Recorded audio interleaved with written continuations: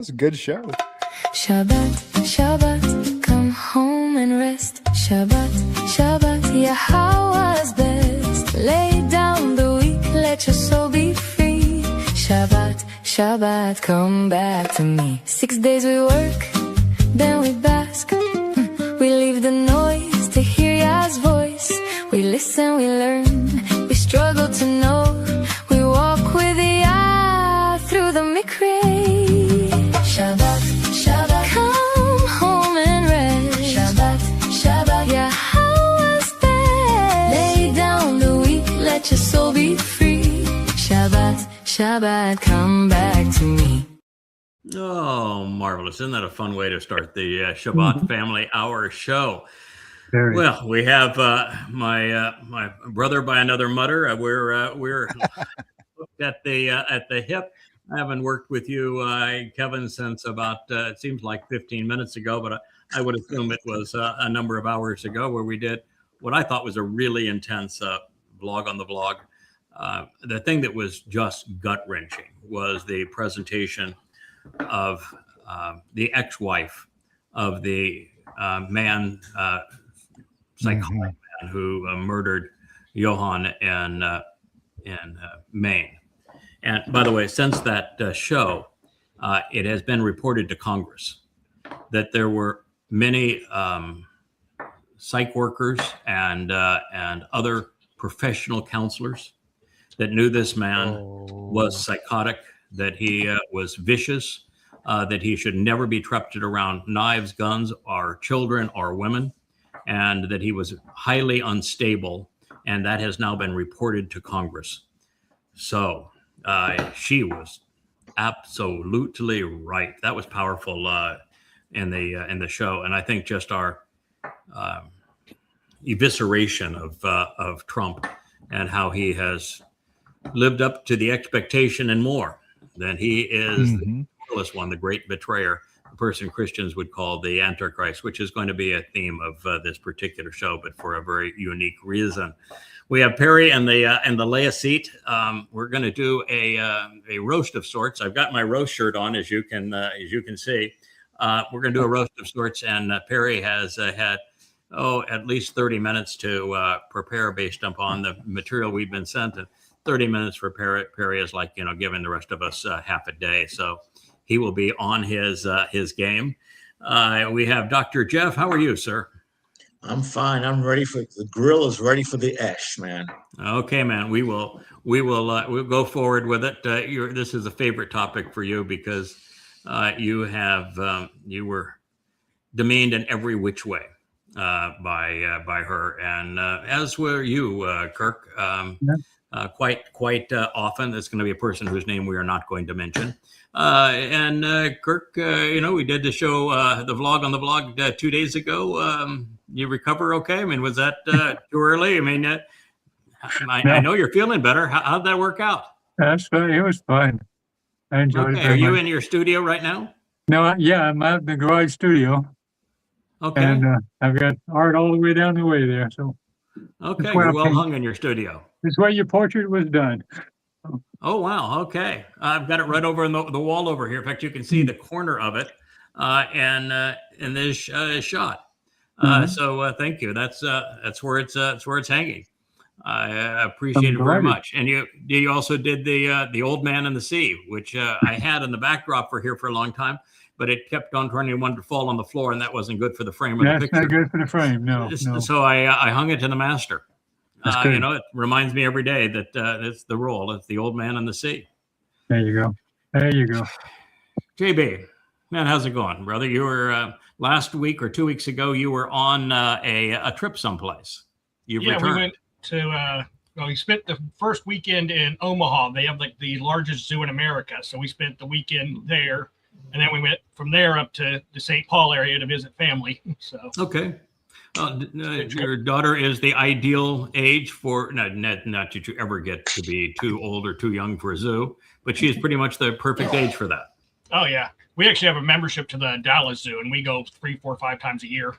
So okay, I happen to be a zoo fan, so we were in the same area. I would join you on zoos. I think that particularly the new zoos where they create a habitat for the animals that is as natural as possible, that they don't look like they're in cages. They have a lot more room to move around, and they're treated with so much more respect. Yeah. You would love the Omaha Zoo. They got a whole dome desert area.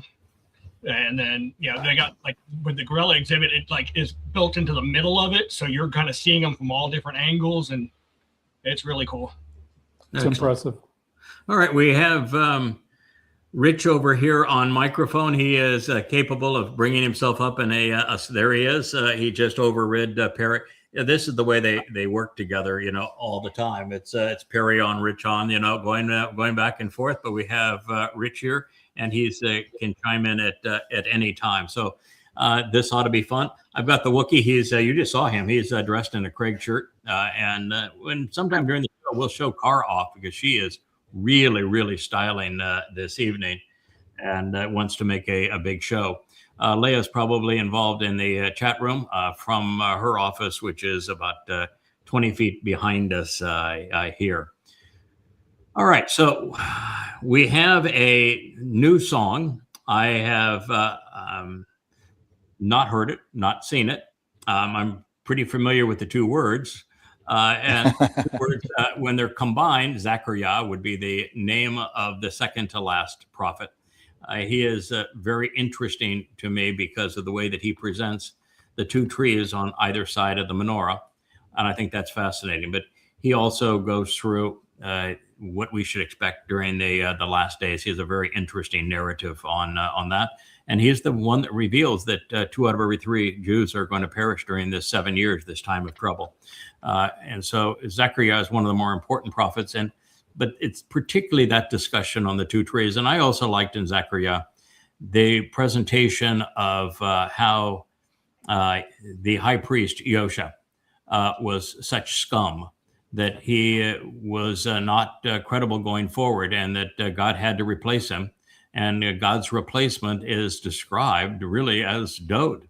And it's going to be Dode that's going to anoint the mercy seat of the Ark of the Covenant when he returns, the Aaron of the Bereth, which was one of the first times that I realized that would be done in that era. And we grew tremendously as we made all the connections that can be made based upon that, and then fleshed that out throughout the story. But he's a marvelous prophet. Now, as two words, as it is presented here, Zakar is both a verb and a noun. It's like so many Hebrew words. We made a big deal last week of na'ar, which is both a verb and a noun. And Zakar is one of those which I think has undergone considerable religious gerrymandering, because the noun version, it's like Bashar too, which would be a human herald.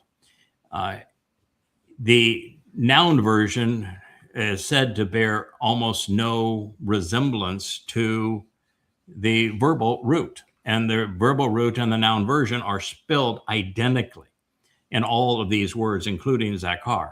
And I think that the likelihood that was God's intent, to have a verbal root and a noun based upon the verb written exactly the same way, having different meanings, is zilch. So I like to go to the verbal root, because everybody that has studied Hebrew or any ancient language know that the best way to define any word is based upon its actionable root. Zakar means to remember, to be memorable, to say something worthy of consideration over time. And Zakar as the noun is man. So if you were to blend those things together, it'd be memorable man of Yah. And, he uses it in that concept a number of places. And Yahweh has 4 men and 1 woman that are particularly memorable in his story. So it could be, as a title, Memorable Man, or it could be Remember Yah. So either of those is a possibility. But it's one of my favorite parts of correctly rendering and completely accurately rendering Hebrew, is to scrub the words of their diacritical markings, and to recognize that if there is a a noun that has a verbal root that can be identified, and when they're spelled identically, it's, it doesn't take a rocket scientist to make that connection. But you always need to go to the verbal root. You did a lot of translating a while ago, JB. Was that your approach? Yeah, very much. Yeah. So if you're seeing something in a lexicon and you read it, and the first thing you're going to do is to say, is there a verb that's spelled somewhat similarly that this is comprised of? And check out what the verb says. And most of the time they jive. Occasionally they don't. And when they don't, it's usually because of religious malfeasance. So let's play Zakar Yah. Yeah, do you know, first of all, Leah wrote it. She wrote the lyrics and the score. And she has a marvelous team that do graphics and animation and that sort of thing. Do you know who the graphic artists were? Yeah, Depot and Mo worked on this. Yeah. Oh, so Depot worked together with Mariah on it. No, Mhm. Wow. Okay. First of all, I'm delighted to hear that, and I would really, since it's Depot and Mariah, it would be I think a real boon if we can get Depot as part of the regular rotation on the vlog on the blog, and also Mariah. I think that would be add lots of interest, and they're people who we all want to hear from. Mhm. So if you can Oh, arrange yeah. that would be great. Yeah, All right, Depot's so absolutely doable. Okay, so this is a collaborative effort on the graphics by our beloved Mariah and our also beloved Depot, and a song and score by Leah.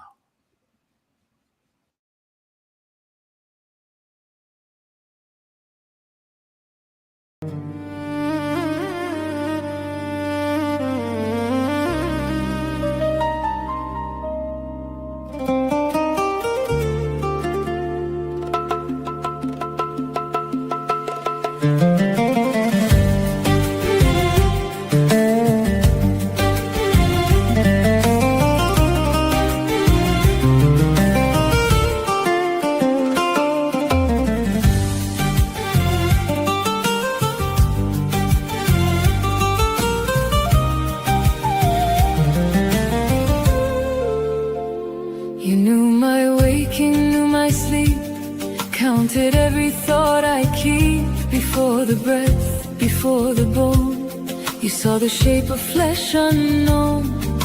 Wondrous works in secret made, a life you wrote before the day. You split the dark, you spoke the sea, you set the stars on paths for me. You raised the dust, you tuned the flame, and called the broken by our name. The earth still hums from what you've done, and the barren woman stands to sing her song. Oh Yahowah, you work so wondrous, clear as dawn and deep as thunder. You hold the night, you wake the soul, you make the lost and shattered whole. Oh Yahowah, your ways are true. The earth remembers what you do.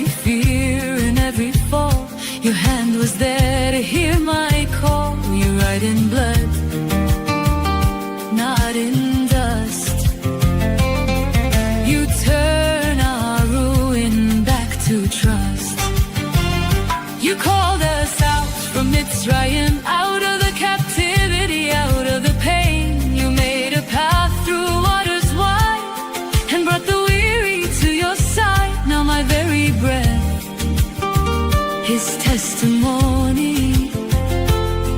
My heartbeat sings of our story.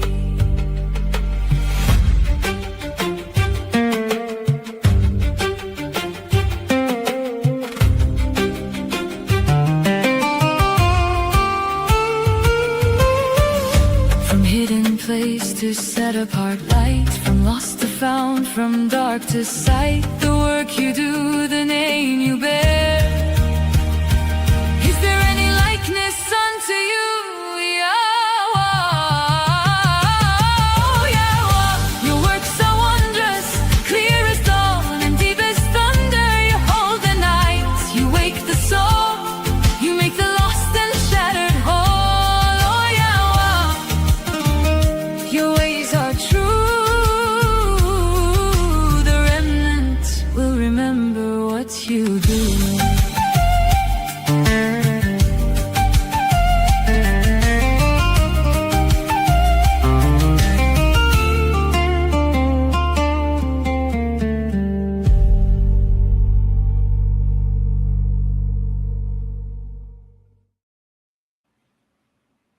Marvelous. Oh my. Great lyrics, great music, great graphics. Yeah, that was a thumbs up on that one. That is an interesting story. As I said, there are 4 men and 1 woman that play the central roles in God's story. The 2 men are the greater and lesser luminaries of Zakar Yah, of Bereshith, Genesis 1, and as their story develops, what you find is that Yahweh constantly supported his firstborn, Adam, who became Dowd, with a mother and father, always consistently. Not for every moment of every life, but in every life, and in some lives for every moment of those lives. And it is such a heartwarming story. And we were in the midst of Yahweh with Noach and Shem, who is our Yada and Dowd, accompanying Yahweh in their visit to Abraham in the Luminaries series in our last episode. And in that episode, I slowed down probably to a pace that was slower than any presentation I've ever made, because I wanted the meaning and the words to sink in. And what Yahweh was talking about during that episode is that his greatest miracle, and he's asking us to ponder it, and he's presenting it as such, that the most important thing that he has ever done is to choose on occasion to bring a certain soul into a certain womb at a certain time for a particular purpose. The first time he did it was not with Yishak through Sarah and Abraham. He would do it often. And it is how he achieved his primary ambition. And when you read the account of the garden and what transpired in Eden, and the failure of Adam, who we know as God's firstborn, that became Dowd, he just didn't measure up. He didn't listen, didn't learn, didn't show any initiative, didn't work. He became very much like the Dowd in the Bathsheba episode, and from that point to the visitation of the Amma and of Ethan Hajraki. And as a result, God realized that the only appropriate thing to do was tough love. He had to move his firstborn out of the house, because if he continued to coddle him, he would never grow. Nothing was going to make this work. And he gave him Towrah, and what he found is that one was not very good, but 2 was awful. And then what he witnessed after Towrah is 4 was murderous. And then 400 and 4,000 and 40,000 was so awful that God says, I shouldn't have done this. This was a horrible mistake. Man is evil every moment of every day. His every inclination is to be evil. When men became many and they came together, whether it was religiously, politically, geographically, whatever it was that drew them together, humans became reprehensible. God despaired having created us. And it's true. That's the story of civilization. And so that solution was ultimately resolved by Noach. And the story of Noach isn't about the animals or the Teba. It's about the 8 souls aboard the vessel of insights and who those souls represent and what they achieved and how God was able to reboot the system so that he resolved the problem, which is many men were awful, to start off again with a few men. They weren't all good. Noach was pretty much of a stalwart, and Shem did really well in that particular life. Calm, not so much, and yes, but that was the rebooting of the system. It's what gave humanity a fresh start. And we're going to have another one of those coming up in 7 years. So this idea of this woman giving birth and this child coming from the heavens is true. And this writing about this mystery of the flesh, because it's meaningless. It's what everybody focuses on. What did so-and-so look like? It doesn't matter. Their bodies were meaningless. The soul is way beyond 3 dimensions. And your soul matters.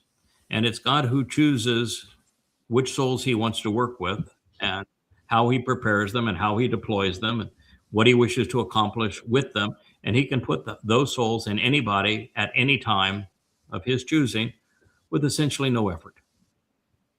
But yet he, in his discussions before Noach and Shem to Abraham and Sarah, said that this is his greatest miracle, his greatest achievement. Because by doing this, he could assure the success of his overall intent and plan without ever interfering with free will and without ever having to overpower us so that he became undeniable, which is something he never wanted to be. So he could continue to work through people, achieve what he wanted to achieve, and get the results he ultimately wanted. It just took 6,000 years and a fair number of hard knocks to get from here to there. So now here we are. So I think that song does a marvelous job of accomplishing that. We had an option today, this evening. We could have just continued with the Luminary series, and we were about to have the 2 fellows go down into Sodom. It's a gut-wrenching story.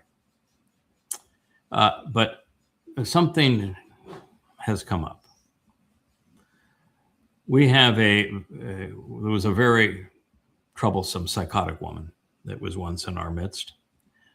She's going to go nameless. I'm not going to give her that credit. Her name is meaningless to anybody other than the handful of people she's managed to beguile, deliberately beguile. She's a psychopath, clinically studied, determined psychopath. And she doesn't have any function in life. She has nothing going for her. And she was so close to being positioned for forever. And she just threw it all away. And when she threw it away, and every claim that she made, and she's made now 10 of them, Yahowah immediately refuted every single time that she came up with one of her posts hashtagging my name just so that somebody would find it, hashtagging my name, which people do. So she hashtags my name. They keep their own site under lock and key because they're not trying to help anybody. They're just a little den of snakes. But their public site hashtags my name to steal my credibility for them. And all they do is disparage me. And on that site this week, they posted a gross graphic. The post that they wrote had nothing to do with the graphic they posted, but it's just in their twisted mind, they wanted to post something that was vile, and they did. I did not read because I cannot read this individual's rants. My mind is very disciplined. You guys have been with me for a long time. My process is consistent. You study the words. You use exactly the same technique. You just study the words, the same technique to present the words. So my amplified translations haven't changed in 25 years. And my methods of creating them haven't changed in 25 years. The only difference is I've done it for 25 years. So I think my translations today are twice as good as they were 2 years ago, and that's twice as good as they were 2 years before that, and twice as good as they were 2 years before that. You just get better at it with time. But my procedure is always the same, and my way of analyzing things and making connections is always, we're going to get from here to there, and we're going to never make a conclusion. We're never going to form or offer a conclusion or insight unless we can validate it. That conclusion or insight has to always be true. There can't be anything that contradicts it. And a text that you can validate was inspired by God.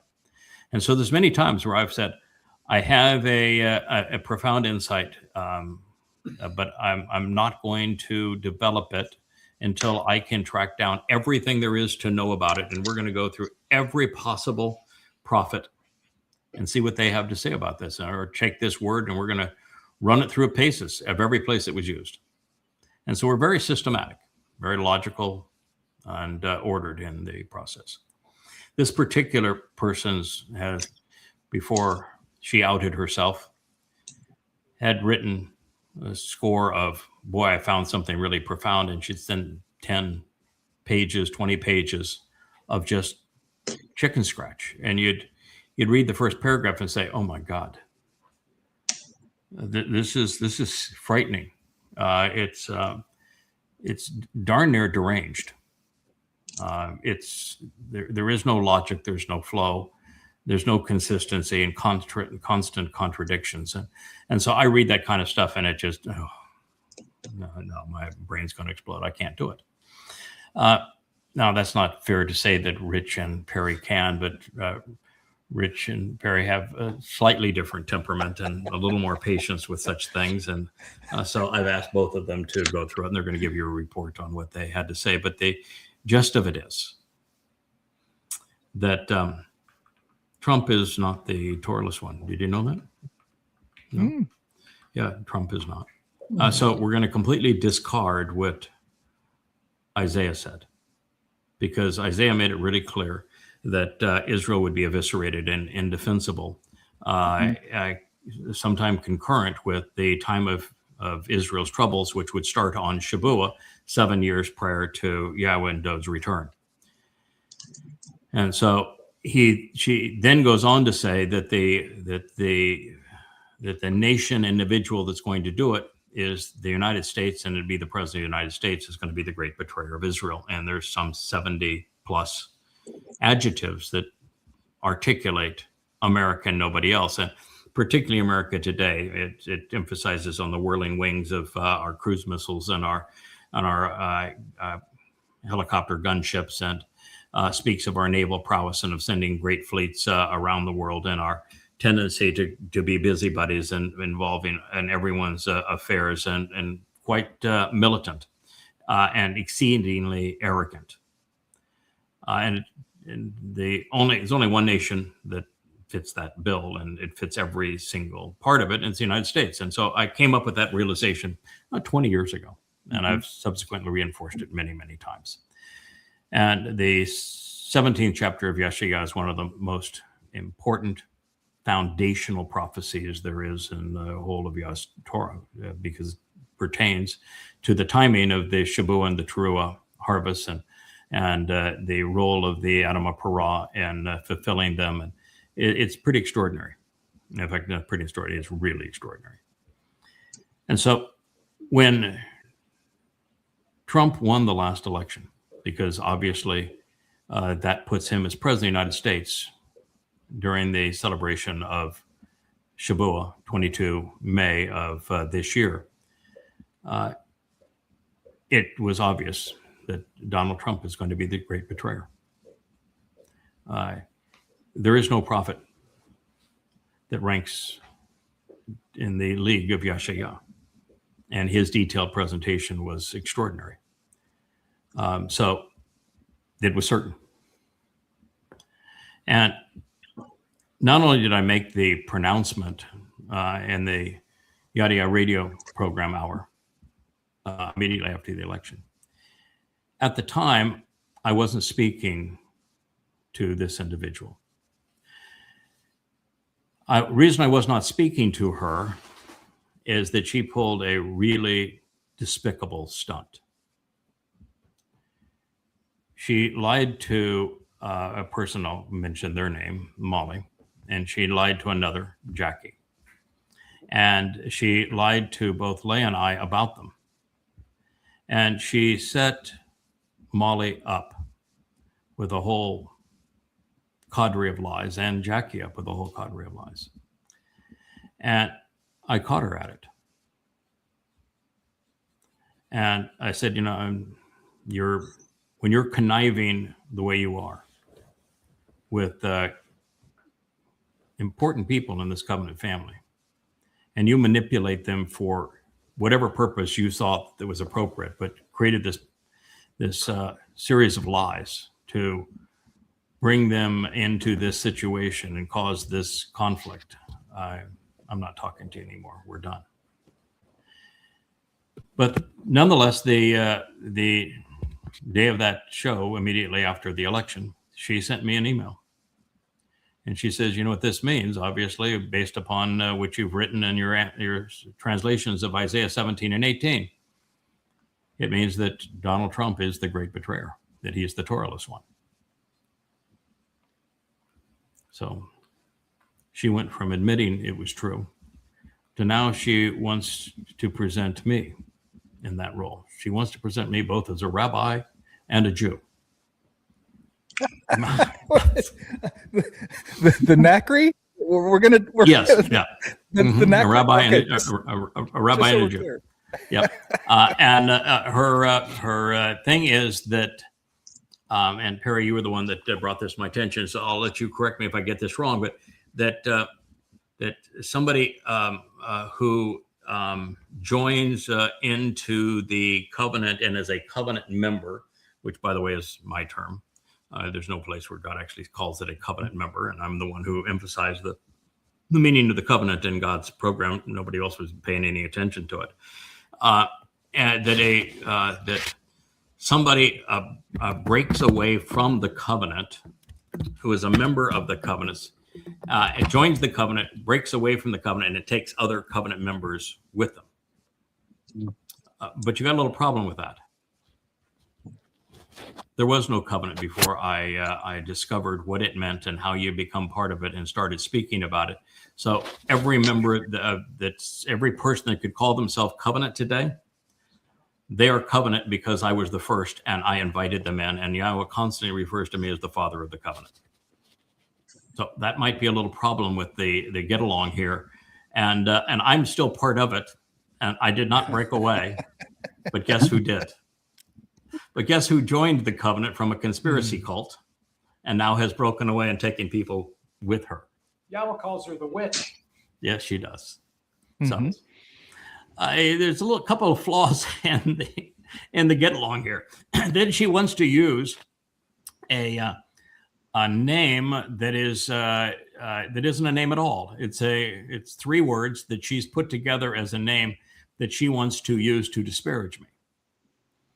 And the three words are Melech, pretty simple explanation of Melech, right? King, ruler, political, and well, typically a political ruler. Melech. I know a Melech, but I'm no Melech. The next word is Oz. You know this fellow named Boaz means with strength. Well, Oz means an empowered king. So there's a king who has an empowered, and the third word is Paneh, which is the Hebrew word for face or presence. So it's a king with an empowered presence. That is not a title. That's not a name. But she wants to put those three together and make it out to be a name because, well, she's not very smart. And oh, by the way, the next statement regarding that individual says that he's going to use military and political power to kill multitudes of people.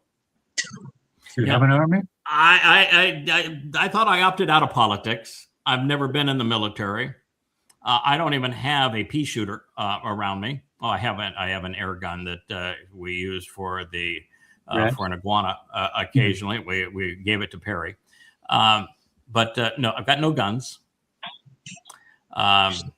My airplanes did not have the Gatling gun package associated with them. I got no military. In fact, I'm anti-military. You don't even have a navy. Not killed anybody. Don't have a navy. Don't have an air force. But I know somebody that qualifies for the role of Rahab, of the Torahless one, of the great betrayer, that has a political standing and political power, that has killed a lot of people. But context is king, and we should not seem to like the context.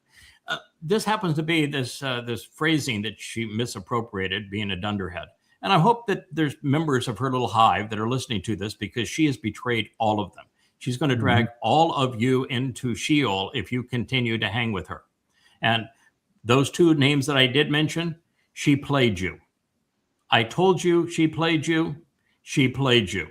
She lied to you. And just as she has agreed that Trump is the great betrayer, but now wants me to be the great betrayer because, of course, every time she comes up with something that is her new claim to fame in her proof statement, it tells me, go here. I go there, and it refutes what she said. We played the game now 10 times, and all 10 times she's been obliterated. But, she's like the mosquito at a nudist colony. You just go to the next victim. You never admit you're wrong, even when God's the one who's pointing out, yeah, you're wrong.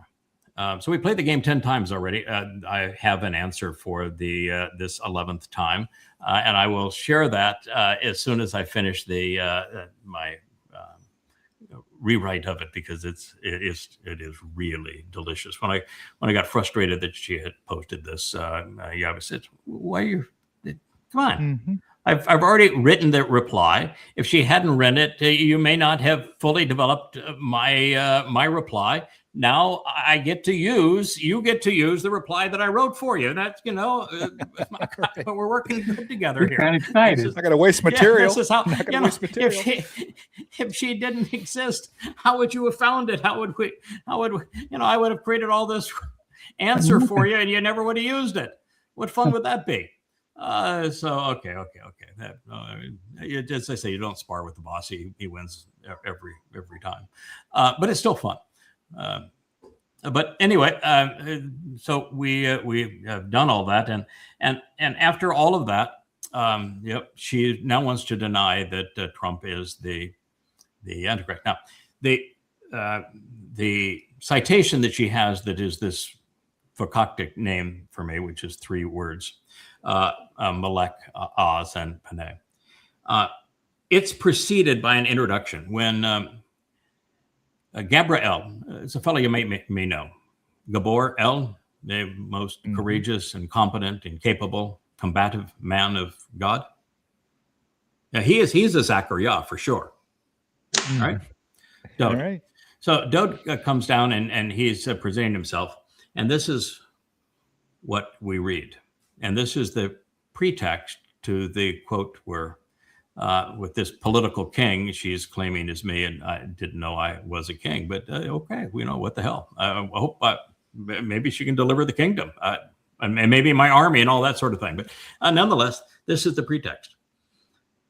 I heard the voice of this man providing understanding by making the connections associated with, this has been, Ule, my enriching adventure.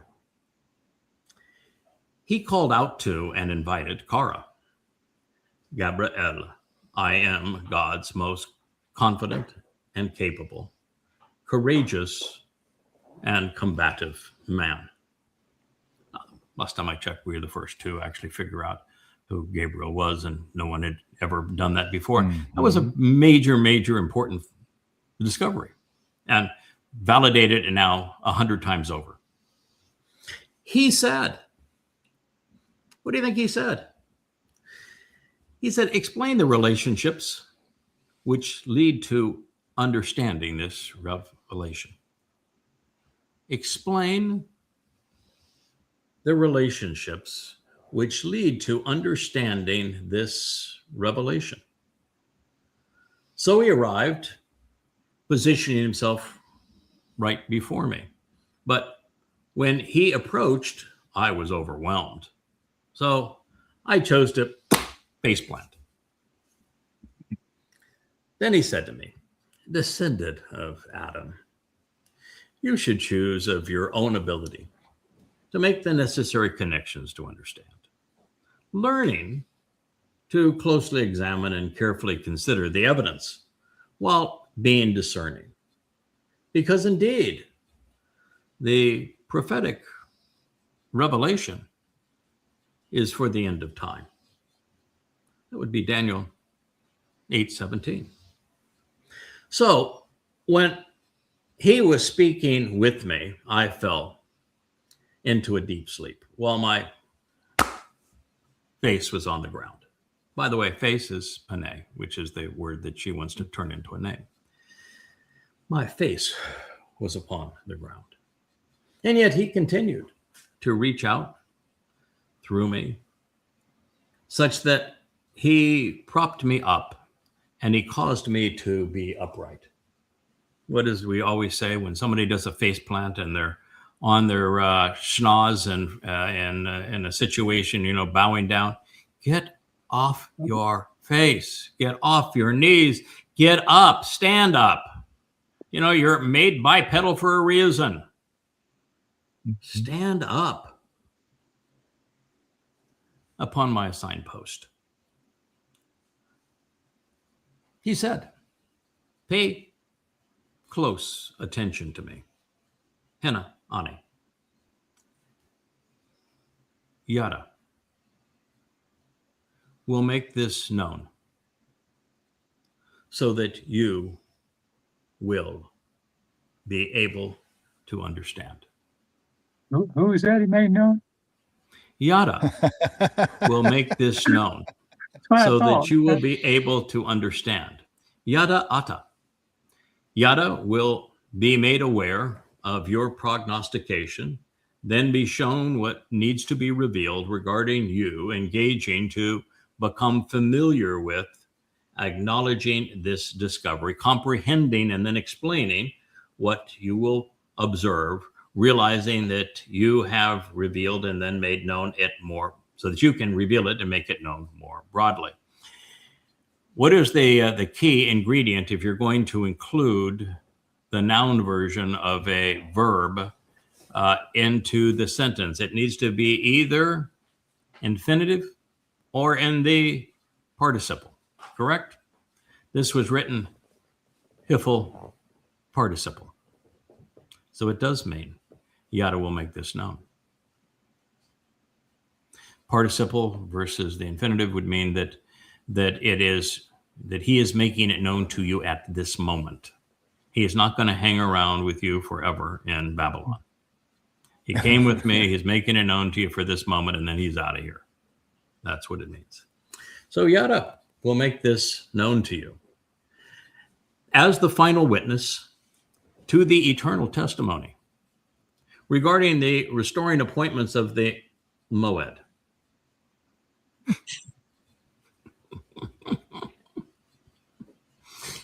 context is king, and if you can't deal with the context, you just ought not play the game. He will literally, without hesitation or interruption, convey the way to receive the benefits of the relationship. Now, she, of course, has her own private translation of Ashar, so that Ashar, you would ignore the verbal root of Ashar. You just look at it as a preposition or as a pronoun. But last time I checked, Ashar, written exactly the same way, was indeed a verb. Remember doing a lexicon there, Captain Kirk? Yeah. Yeah. Is Ashar a verb?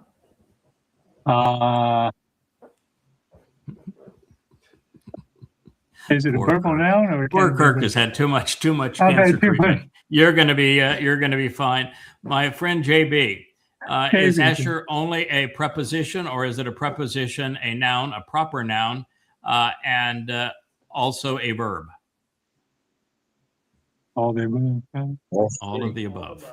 All of the above. Yep. As a verb, it actually has two. It has two entries in most lexicons as a verb. It is also a proper noun, in that it is the name of one of the 12 tribes, the tribe of Ashar. It has use as a preposition and as a pronoun. Ashar is a full-service word. It may be the most widely comprehensive word in Hebrew. And when I render it like this to show the way to receive the benefits of the relationship, I am rendering the word primarily on the basis of the verbal root of the word, because that is how you define words in ancient languages. And that's what it means. So I'll go back from the beginning, because it gets even better. Pay close attention to me. Yada will make this known so that you will be understood as the final witness to the eternal testimony regarding the restoring appointments of the Moed. He will literally and without hesitation or interruption convey the way to receive the benefits of the relationship, Ashar. In the distant future, during the last days, on behalf of the indignant remnant. That takes us right to Yeshayah 10, where the Choder's work is principally on behalf of that remnant, over and over again. The remnant, the remnant, the remnant. That's Daniel 8:19. That was the lead-in to the verse that she misappropriated from the 8th chapter to come up with a name, and the next statement regarding that phrase, the king who is tremendously empowered in his presence. The next statement says that he is going to be a military and political leader and is going to kill a lot of people, which takes you right back to our conclusion that it's Donald J. Trump. However, she doesn't ever quote again from the 8th chapter of Daniel, where it is Dode that's speaking. She speaks only of Daniel 11. Are any of you aware of what it says in Daniel 11? Okay, I am, since I have written a book on Daniel. Daniel 11 begins, like so many of the other books in Daniel, with a historical lie. It speaks of Darius the Mede. Darius was not a Mede, and Darius wasn't in power at the time. He, in the 9th chapter, goes on a whole soliloquy about Darius, and he has the wrong father, the wrong son, the wrong time, the wrong country, wrong everything. And when it comes to his own insights, Daniel can't keep his own history straight. He is wrong about all of it. So it begins with that. So that's a bad sign. it had the likelihood of being Elia delivering the message in the 10th chapter, which was really interesting. And Elia had to go and attend to business. So he's gone. And so now this is Danny Boy all by himself. And the guy who has had one historical blunder after another, who hasn't gotten one historical statement right about his own time, goes into this very strange soliloquy that has no bearing with anything else in the book, and presents the kings of the north and the south. It is basically the story of Alexander the Great's conquests, and how Alexander the Great conquest would break into the four leaders, and the influence of the Seleucid leader over Yehuda, and Epiphanes being the man who gave the Maccabees such a tough time, and Epiphanes became the great enemy of the Maccabees. And so the Maccabees ultimately wrote of Epiphanes as if he were an antichrist fellow. And well, you can deal with the book in one of two ways. You can render it as every scholar does, as this is the Maccabee interpretation of Epiphanes. They hated him, and what they did is they just recorded this in kind of mystical tome so that it would have a religiosity appeal. It's not written like any other part of Daniel, and Daniel has been wrong about his own history, and they're going to pretend like history 2 centuries removed from Daniel is somehow something that he came up with prophetically. And the 1 to 10 chance of that is 0. And really most, in fact, all scholars recognize it, that it was written much later. And it's not prophetic at all. It's a rant against the person the Maccabees hated the most. And the Maccabees were quite prolific in writing books that they wanted to be perceived as scripture, and they weren't. So to make a case with Daniel 9 is you're going into intellectual quicksand. You can still present it because it's a fairly accurate presentation of those 4 rulers and how they interacted with one another. And that history, I think, is fascinating. So I took it when I wrote in fact, it happened to be the 11th chapter of that book on the Babel series Beast, covering the 11th chapter. I took it as we're going to go over these first 25, 30 verses as an interesting historical portrayal, because we can learn a lot from the history of how badly the Greeks were and their interactions with Israel. So that's the way I took it. But you would, since her whole claim now is that she's right and that I'm a rabbi and I'm a Jew and I have this fancy title that is comprised of 3 words that are a sentence, not a title. Well, not a sentence, but a phrase. King of empowered, with an empowered presence, it would be the way it would read.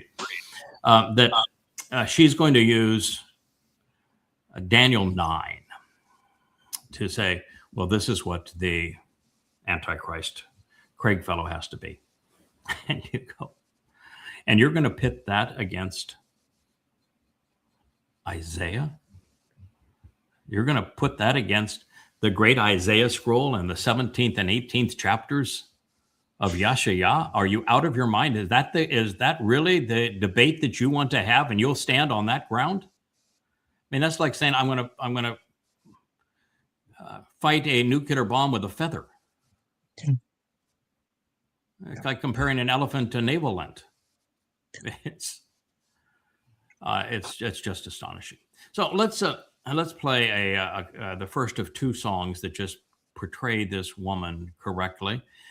We'll play these 2 songs portraying her as we see her, and then from that point, we'll talk and get you to share what you think. And my view on all of this is that when I put all of the books that speak of this person in the last days, and there are prophecies all over, and many of the books that talk about this person. And Rahab happens to be one of the more interesting depictions of him, and those are in the Mizmor and elsewhere, also in Yahowah. That it was the easiest and the hardest of the many conclusions that I have drawn as unheralded insights. And the reason it was the easiest is because it came from Yahowah, Isaiah 17 and 18. And there it was undeniable and overwhelming, and the timing was right now, and it was this country against Israel at this time. And it was the depiction of America and Trump in the 18th chapter is perfect. And so it was just easy, which is why, of course, she, prior to a show, to try to get back in my good graces, sent me, oh, that means that Donald Trump is that person. So she knew it. She just has gone off on a new tangent because she needs an enemy to keep her victim status so she can hold her little cult together, because she depends on them. She bleeds them for money and for everything else. So you're pitting Yahowah against dimwit Daniel. That's not a fight that anyone's going to win. And so when I came to and made that pronouncement, I was completely confident because I trust Yahowah implicitly. And the more I study him, the more I trust him. But the second thing that was nervous about this, at the time he was 78 going on 79, and now he's 80. And he was a wreck. I mean, he was losing his mind, and it was obvious that he had lost his mind and his health. I mean, he was pooping in his pants. I mean, how in the world was a man that was that out of shape, that mentally incapacitated, who was a constant confabulator? How was a man like that going to last another 7, at the time, 9 years, and now another 7 years? It didn't seem possible that he could survive. And so that was the nervous part of it. When you declare that he is the Torahless one, that's a big statement. Big statement. You damn well better be right. And therefore he has to live until 2033. That was the nervous part of it. But nonetheless, we made the statement. And since that time, Donald Trump has proved that it was accurate every single day without fail. I would say unequivocally that of all of the humans who have ever lived,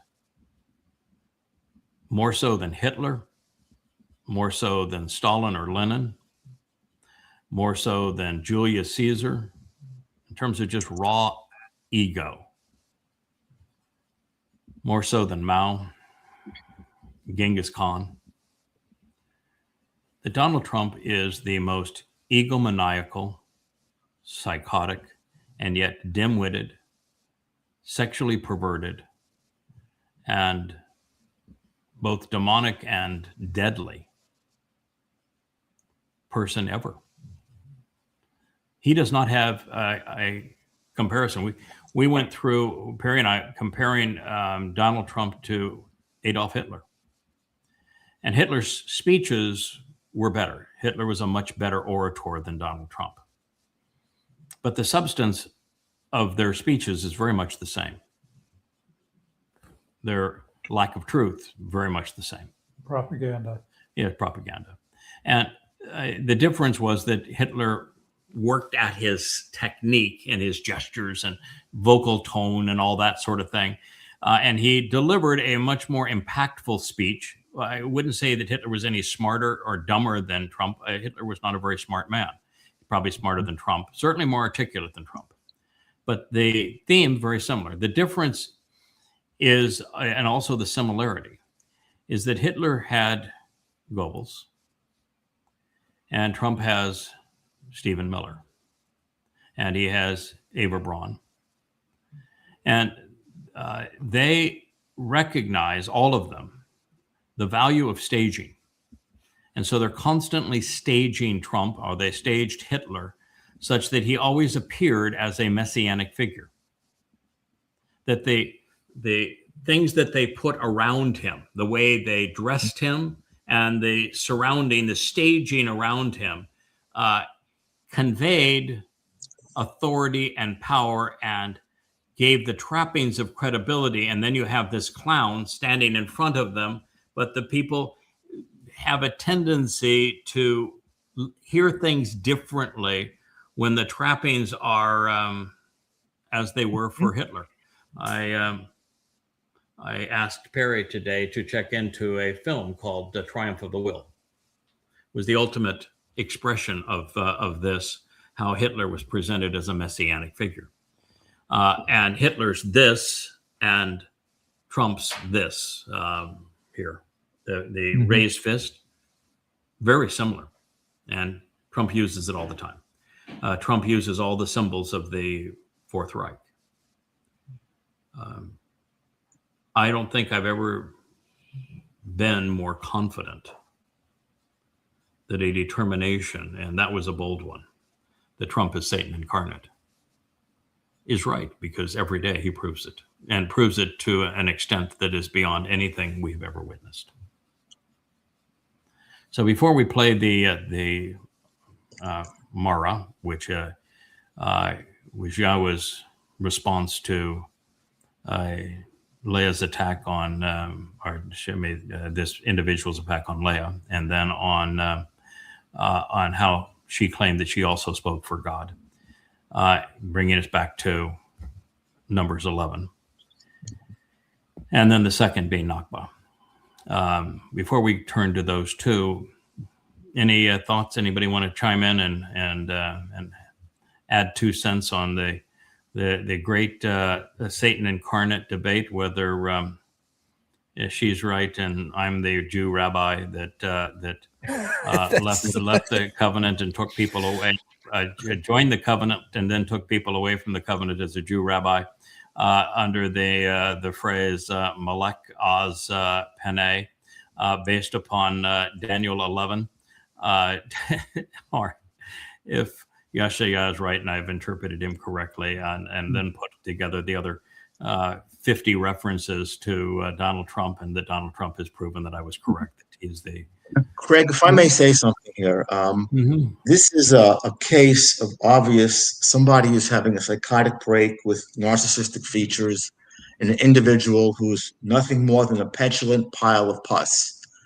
Yes, I would agree with that. It might be too flattering because that pus doesn't deserve that kind of degradation, but okay.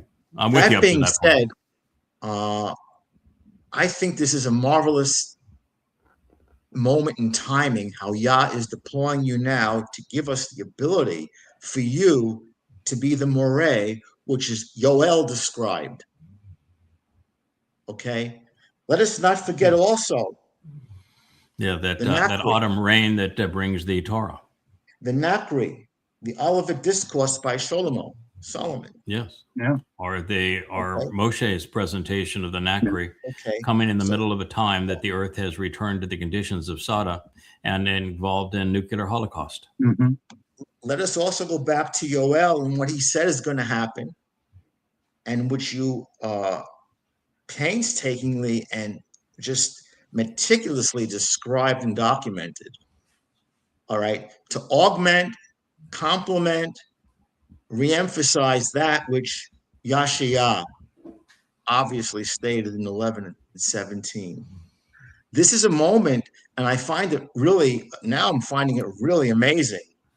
On the heels of that maniacal BS conference and his news conference last night, which was sheer total BS, to be this egomaniacal nonsense, egomaniacal lies, deceptions. So here we are, not 24 hours, not 24 hours from the moment where now you can raise the voice again, be the coal, and now do it in a way that manifests as Na'er, that bold, God, just warrior-like. It's interesting, Jeff, that you speak of it that way. I told everyone I shared on the show while I was asked to go back and look at Yahshua 11 again, which is the most powerful prophetic text of all time, because it's the only person that has the seven spirits of Yahweh.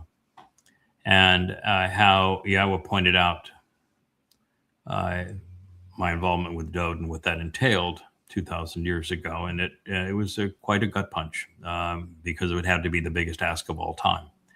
And I shared that with you. Yahweh said to me, so, good job, you found it. Now what? And I knew exactly what he's saying. Never once, ever, did I just go to something and pluck it out and say, okay, well, this translation means the following. Because just as I shared that what's in Daniel 8, preceding the line that she has misappropriated, and then shared what comes after it, I always show things in context, because context is king. If you're looking for credibility and to be correct, context is king. So I knew what God wanted. He wanted me to go back to the beginning of Yahshua 10. The entirety of Yahshua 10 is the story of the Choder. He has another 7 or 8 titles. And many of the titles are reinforced from other places. But the purpose of the chapter is to associate the Choder with 2 battles. He is the one who has to confront and does in Ashur.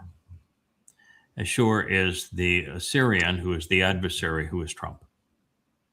And you can start the chapter by giving, I gave 7 or 8 different, not that many, maybe it's 6 possibilities of Ashur. It could be, because it's singular, it's masculine singular, so it's not a nation. It is either the Assyrian, and that Assyrian is being used as a metaphor for someone, because there was no one was ever named Ashur. And the second is that he is the adversary, the Assyrian, the adversary. And by the way, those aren't mutually exclusive.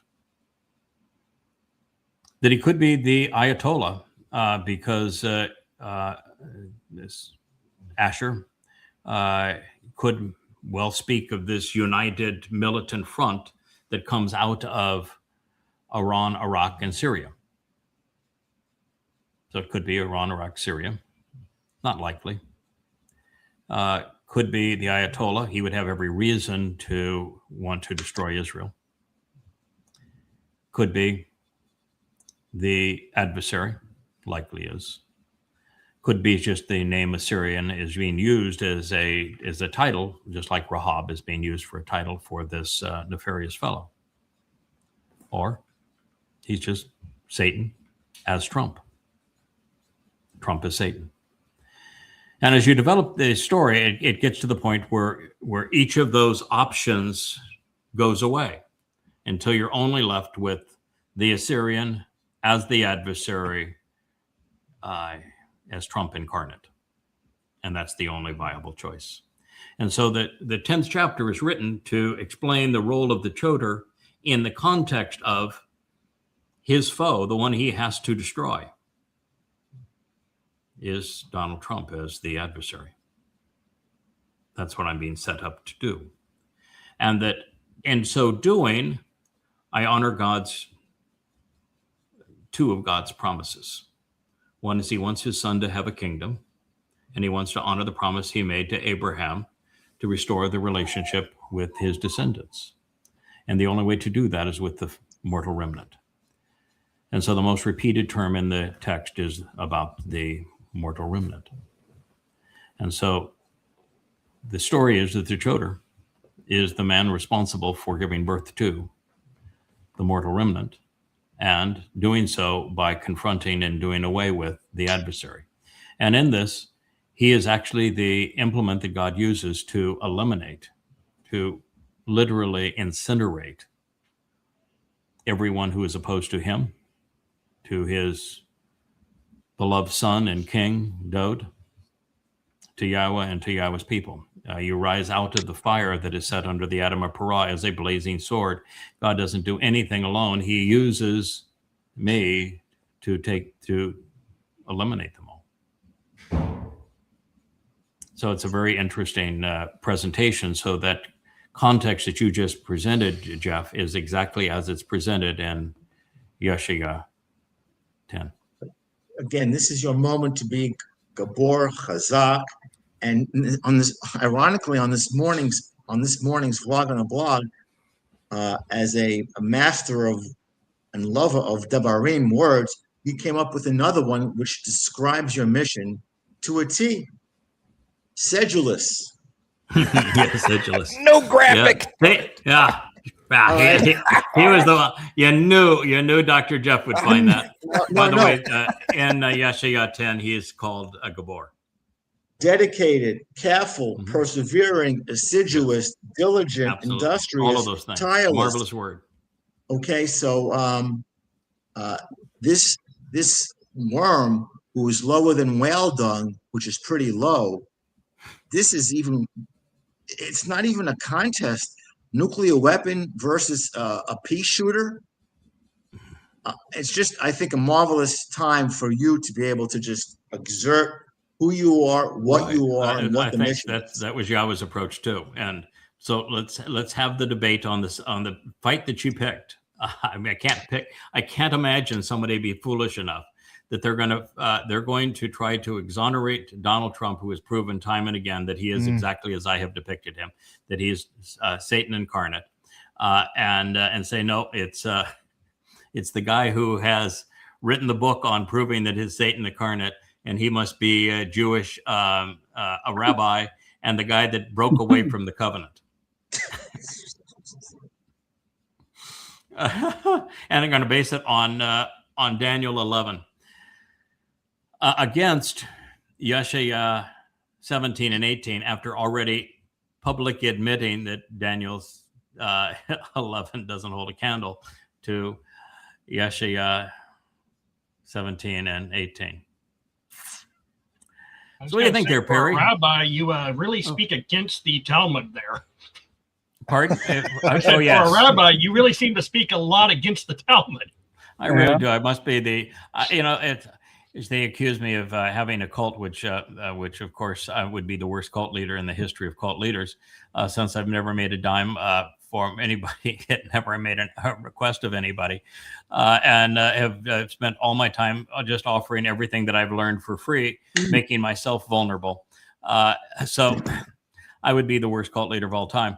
Although she's a pretty good little cult leader. She's got a really tiny cult because she's not very good at it. But she gets people to give her money. If I'm a rabbi, I would have to be the worst rabbi ever, since all I do is disparage rabbis. And as a man who's checked his DNA, and the prophecies all say he is the Nakar observant foreigner, me guess I can't be Jewish, and the name she wants to apply to me isn't a name; it's a phrase. But that all is other than that, it's spot on. Yeah, that is small barley compared to how obvious it is that we're right about Trump, and how obvious it is that only a fool would go against Yeshaya. I'll take my stand all day long. You want to go mono a psychopatho, and you take Daniel 11, and I get Yeshaya 17 and 18. Not to mention, sleep. You're the ultimate Yahud, more than any Jew. All right, look what the word means, Yahud. Yeah. The reason, and by the way, what Yahweh says very clearly in that preamble to the chapter on the Chodar is that, by the way, she thinks the Chodar is a messianic figure, and the problem is the Chodar is a tree. Absolutely, unequivocally, the Chodar is a tree. And while the Messiah is also a tree, he's the other tree, because guess what's never mentioned regarding the Towrah, he's never called the Etzah Chayam, is he? He doesn't have the spirit of Chayam, which would be lives. Dode is as the Messiah is the tree of lives because he fulfilled Passover. I'm the tree of the Etzah Dayath, which is the tree of knowledge. So you got the wrong tree for the Messiah. So that doesn't work either. But the thing that is so appropriate about this, and this is why I wanted to do a program on it, is that the currency that everyone who has ever spoken for God has is credibility. Mm-hmm.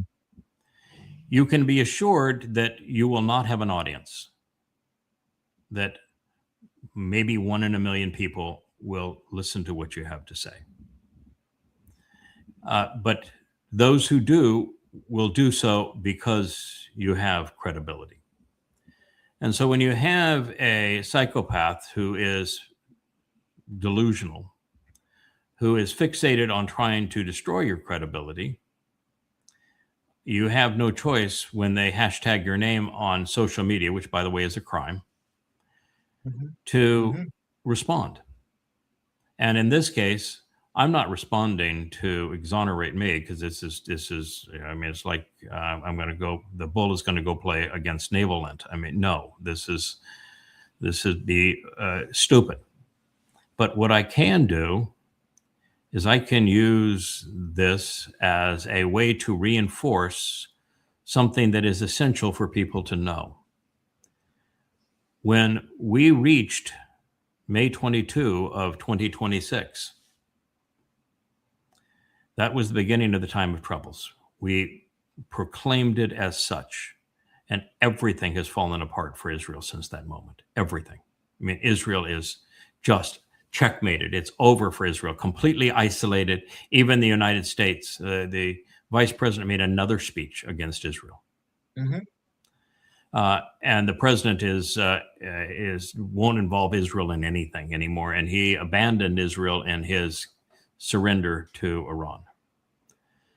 So it is absolutely true that the moment we reached that point, we were right, that this is being Israel eviscerated and indefensible. So we got it right. And it's important for us to reinforce that we got it right. But coterminous with that, according to the prophets, this is when the Torahless one that betrays Israel emerges, and he is the leader of a country that's defined and described as the United States, which means he's Donald Trump, which means that 2 years ago, I began posting on X and on Facebook, 30,000 posts on X, all to get the attention of Israelis and Jews, to tell them, be careful. The man that you are praising, that you think is your friend, is the great betrayer. He is Satan incarnate. This is Donald Trump. And what you're going to witness is everything that I tell you is going to come true. But if you recognize it now, you can save a lot of lives. And boy, have we been proven accurate. So this is important. Perry, what do you think? You've been quiet there. I really appreciate being able to read this. It was about 30, 40 pages, so it was extensive. But where she stated that the person came into an existing covenant with some knowledge and drew people away. And I did learn something. She made the comment that there's no reference to Torahless or anything like that, but it's not a single person in general. It's never referenced as a single person. And she makes a reference to a council or a group. Mm-hmm. So when you look at that and say, okay, Trump might be the Torahless one, but there's a group out there that are working in conjunction with him. And when I look at what she said, not a single thing was verified. She made references to this, that, and 100 things without any proof or any specific. Well, just your first statement. I didn't come into a covenant. Exactly. I established the covenant. You see, everything. She came into a covenant that I established. Yes. And then she tore away from it and tore people away from it with her lies. See, that's what the problem is just like Christianity stole everything from Dode, she's doing the same thing. Everything she stated in there was a twist, an attempt to steal. Mm-hmm. And that's what I got out of that 40 pages. You felt like you were reading Paul. You did darn right. 40 pages. Yeah. It's a cluttered mind. Mm-hmm. Almost no consistency, reason. It's just like you're going to throw. I'm going to throw 75 spitwads against the wall. Well, I guess it's 40 pages, so 2 spitwads per page. I'll throw 80 or 40 spitwads against the wall, and something will stick. Mm-hmm. Maybe. But I'm not going to justify any one of those spitwads. And the claims are just ludicrous. And her conclusions on putting it all together, no logical coherence whatsoever. No logical coherence. All right. My beloved wife was badly stung by this woman. She gave this woman a lot of money, trying to help her out. Opened up her checkbook to her. She did everything she could to try to save, which is a very, very, very troubled woman that everyone that's ever known her has come to hate her. Because she's so maniacal. She's like Trump. She will turn on everyone. And she only plays up to people to manipulate them.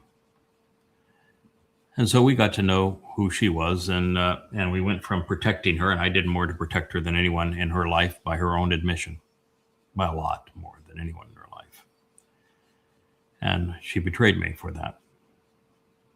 It's reprehensible, but that's who she is. And now all she can do is to hashtag my name and try to create the enemy that all psychopaths need. All psychopaths need an enemy so that the groupies around them don't look at them. They look at their pretense of an enemy. So that's what she's about doing. But all of you, she's just using you, and she's going to drag you into Sheol with her. So be careful. So anyway, Leah wrote a couple of songs. Let's play the first of them. We'll play the second, and then we'll go from there. Shema Yisrael.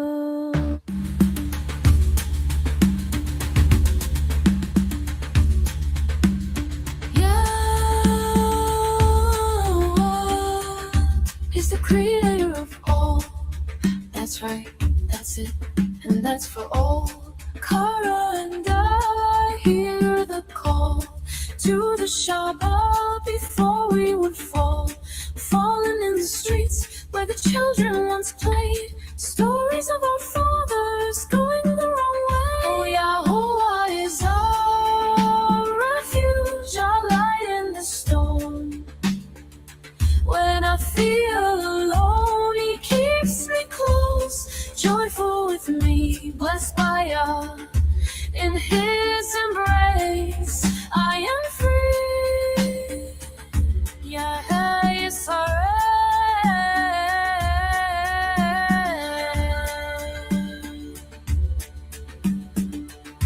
My eye will not pity Mariam, her treachery to those I hold dear, told not to fear.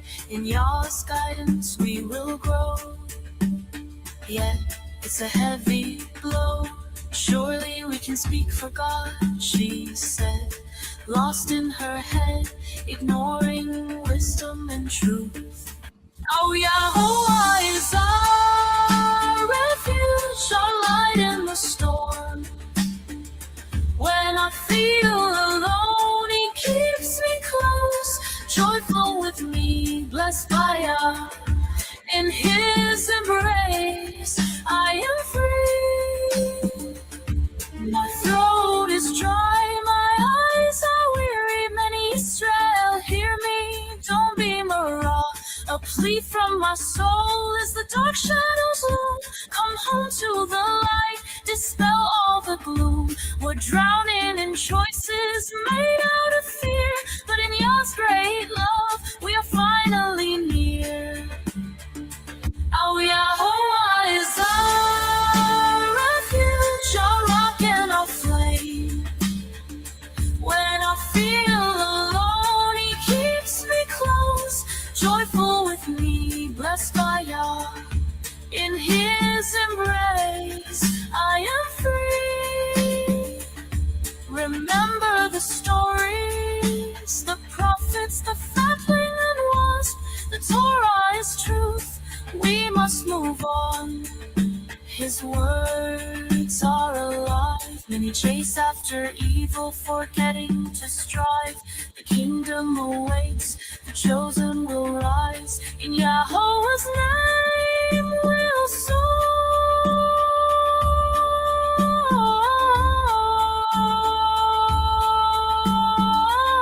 Yahowah is our refuge, our light in the dark.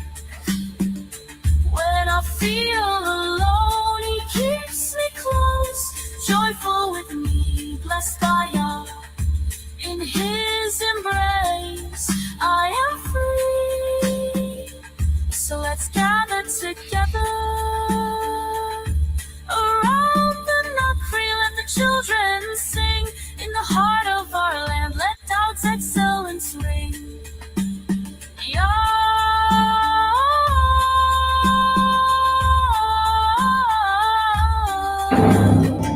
Once a family.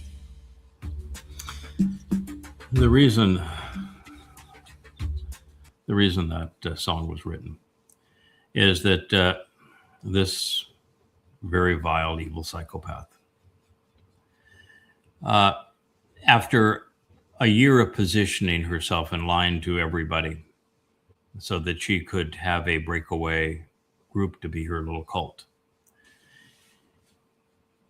she based it on a mother goddess, that there was a mother god, and that she was going to speak for the mother god, and that I was going to destroy the lives of many people because I was unwilling to speak for the mother god. That's why we refer to them as the mother goddess cult. And their justification for the existence of a mother god, which, by the way, there is no evidence of any kind. And Yahweh always speaks in masculine, singular. Was the eighth mashal, the eighth proverb. And there are many proverbs that mention mother. There are many proverbs that write of the Ruach spirit. Guess what two words don't even appear anywhere in the eighth proverb? Mother. Mother and spirit.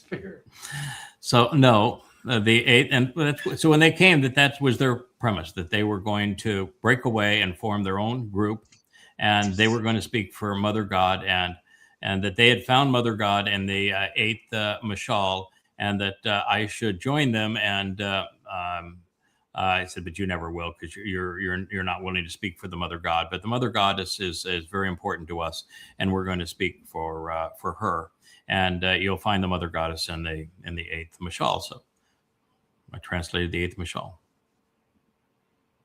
There is no reference to a mother, or to a feminine god, or to a spirit god anywhere in it.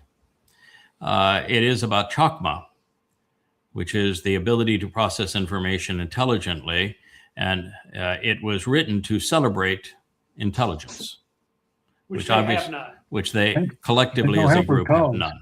Yeah. So, and chakma is a feminine noun. So when there is a verb that is addressing chakma, it will be written she. So they figured, well, if there's a she, that must be Mother God. It was the most ludicrous thing in the world. And I pointed out to him, I said, you can do whatever you want to do. You want to go and have another cult and do something, you can do it. That's your choice. But be aware that you're lying to yourselves and to everybody. There is no mother god in the eighth mashal. There's no mother god anywhere, but most certainly not in the eighth mashal. They went anyway. And the next time we heard from them, they had rewritten Yahweh's name to Yahweh. And they remember that post. I still have the graphic of it, where they claimed that the hand was a daddy god, and the Wah, which is the tent peg, was mommy god, and that the two people standing up were them as the children of God. And so this was daddy god and mommy god embracing their little children. And I pointed out, excuse me, but the Yod is feminine in Hebrew, so it can't be daddy. And the Wah, the tent peg, is masculine Hebrew, so it can't be mommy. Right. You got those two wrong. And then they cited two passages to infer that God created us male and female in his image. And it doesn't say that at all. But it says that he created man in his image.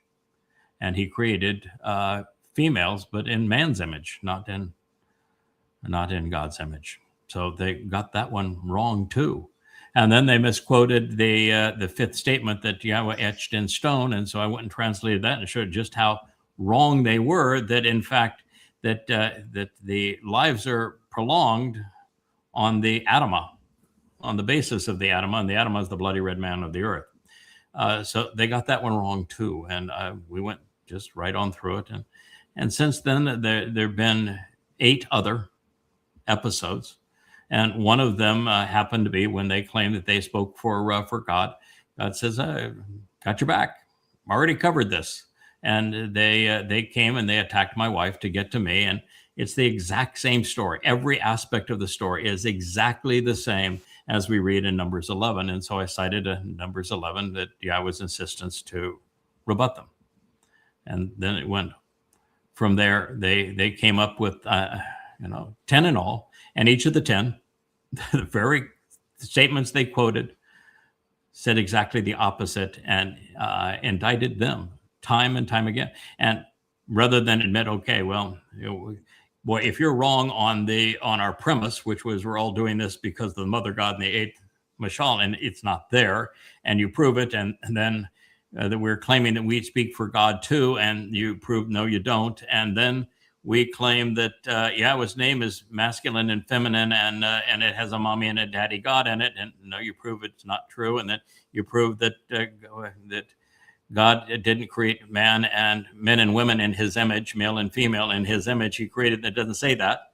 You were wrong there too. And that every reference in the statements you said, God presents himself as masculine singular. So you're wrong there too. And then, you present the Choder as a Messiah figure because some AI told you that was the case, and it's the wrong tree. And you got that one wrong too. And then you make your big claim that, oh, I'm wrong because I tell you can eat anything. When I went right back to the Torah where Moshe says, speaking for Yahweh, you can eat anything you want. Just don't drink blood. And so we proved them wrong there again. And then they said, well, you're wrong because, well, the word of the day is meek, and God wants us to be meek. And I said, no, there's actually no word for meek that's used in a positive sense ever.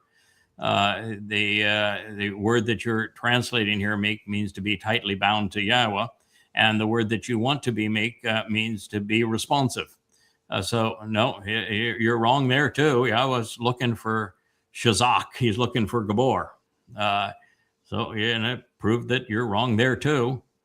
And it just went on and on and on and on. And every time, every claim they made was repudiated by God's own testimony. And I'm happy to go through Daniel and cite the parts that are important and explain the parts that are not, and then cite all of the other proof. But I think it's overwhelming that people should know Donald Trump is Satan incarnate, that we're in the time of trouble. And oh, by the way, they base their whole get up claiming that Shabbat was their harvest. So they were going on the big trip on this Shabbat.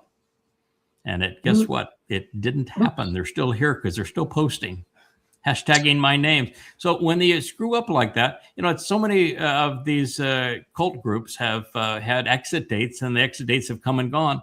you'd think they'd have the decency to say, oh, well, we got that wrong. We really embarrassed ourselves. We ought to just fade away and go away and hide our heads. But no, rather than saying, okay, we got that wrong. That was our big harvest. And I said, no, it's not. And no, it's not going to be the harvest at this time. And they went all in with it and they lost. Fool me once, shame on me. Fool me twice, shame on you. What about 10 or fool me once, shame on you. Fool me twice, shame on me. But 10 or 12 times now? They didn't fool me at all, but they she certainly managed to fool her little cadre of characters. There must be lapping all this stuff up because they have this, there's 55 followers, 55, not a lot of people, particularly when you're dealing with Facebook, on the hashtag We Hate Craig site, which they make public, but their own site where their little den, they make private. They have funny little passwords like no bull, because that's how Yahweh presents me, or any We Hate Craig, or that sort of thing was always their clever little passwords and occasionally we'd have somebody check and all they would do is just have all sorts of little plots as to how they were trying to undermine us everywhere. There really are rats, and that's unfair to rats. But it is important to know that when you attack somebody that Yahweh cares about, God's going to give you both barrels. And wait till you see what God has in store for them when I share with you Yahshua 10 going into Yahshua 11.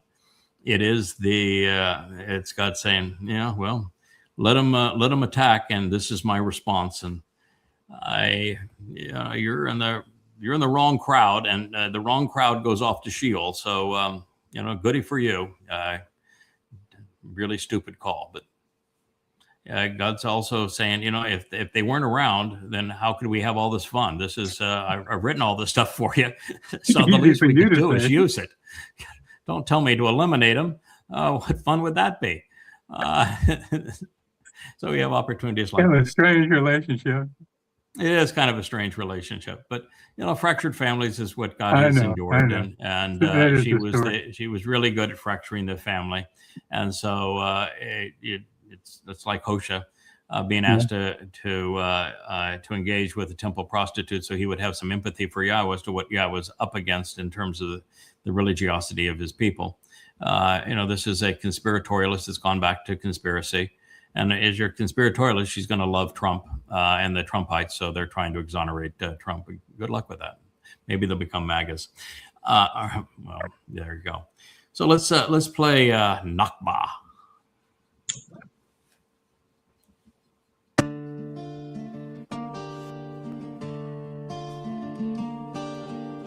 Come here and listen to my tome. I'll give you things you have not known. Open the door and I'll tell you more as you stand at the threshold. You say that my man's not true. His voice you crave all through the night. I say Naka to the woman that he sets free. And I say knock up the one who bore out a hole where happiness goes. Two women in the love story, who could they be?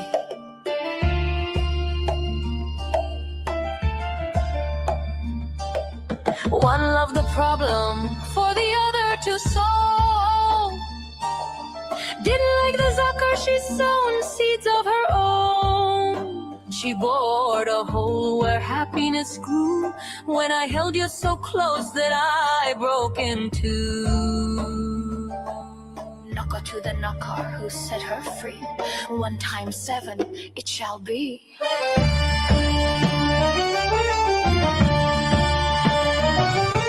A father loves his son and set for him a bride to marry. Built them a home in Yahowah's name. She came to destroy with a flame. At 7 in the morning I did weep for the jewels in his crown. Be you and me, she tossed them to the ground. Where they lie in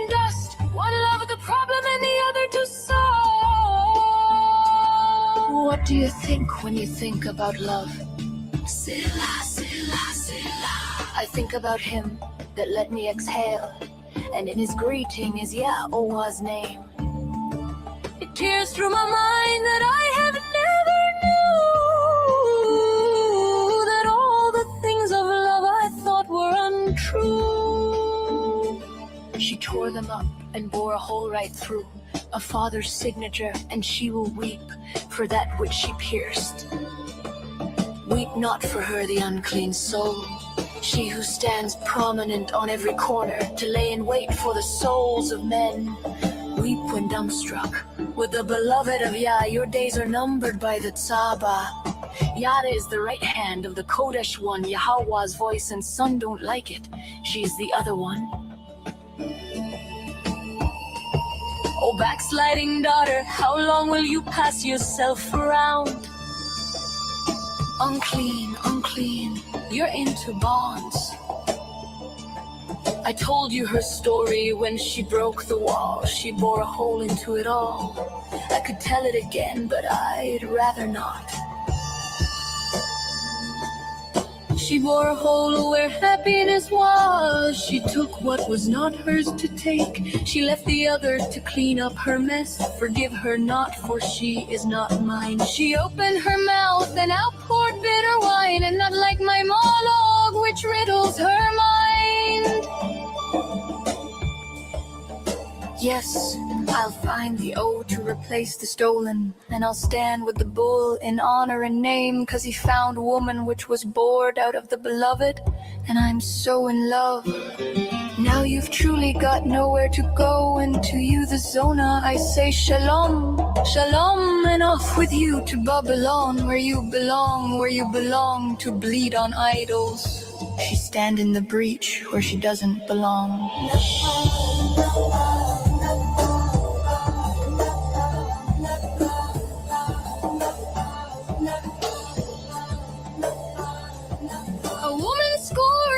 Openly and defiled by her own hand, and she thought to reach out to the tree of life, only it is not there for her. Send her away, Yahowah says, with her leprous wound. She doesn't belong. Now I got a stone in this song, and I'm going to scream from the top of my lungs.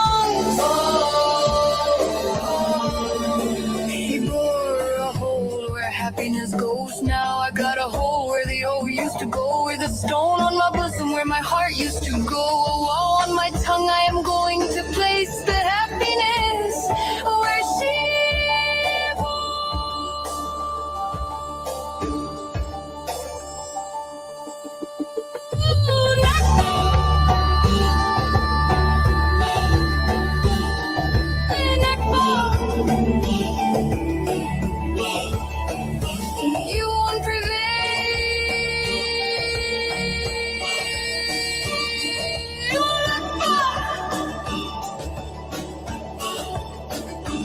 place the wall where happiness goes, and I'll grow the family you start to destroy.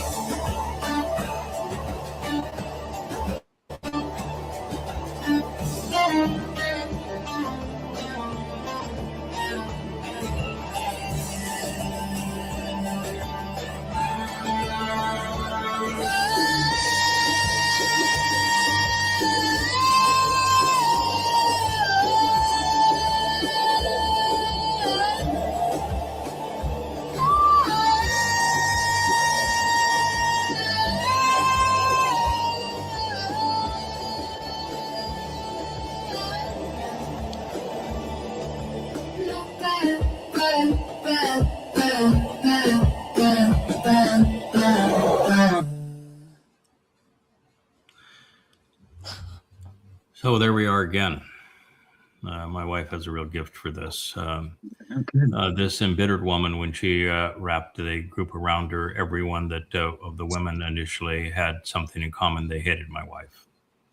All of them. They besmirched my wife. They said horrible things about my wife. And she really took a brutal toll to have all of these women so vicious against her.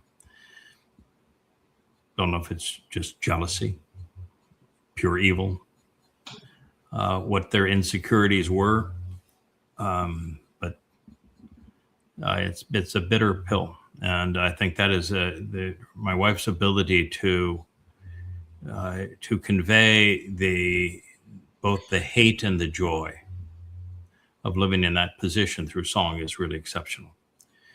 Now, what we did not know, they did not know, even she did not know, at the time she wrote these two songs, that God would designate her as the Amma, the most productive of all mothers, that God would present her as Ashar, the most blessed and beneficial of women.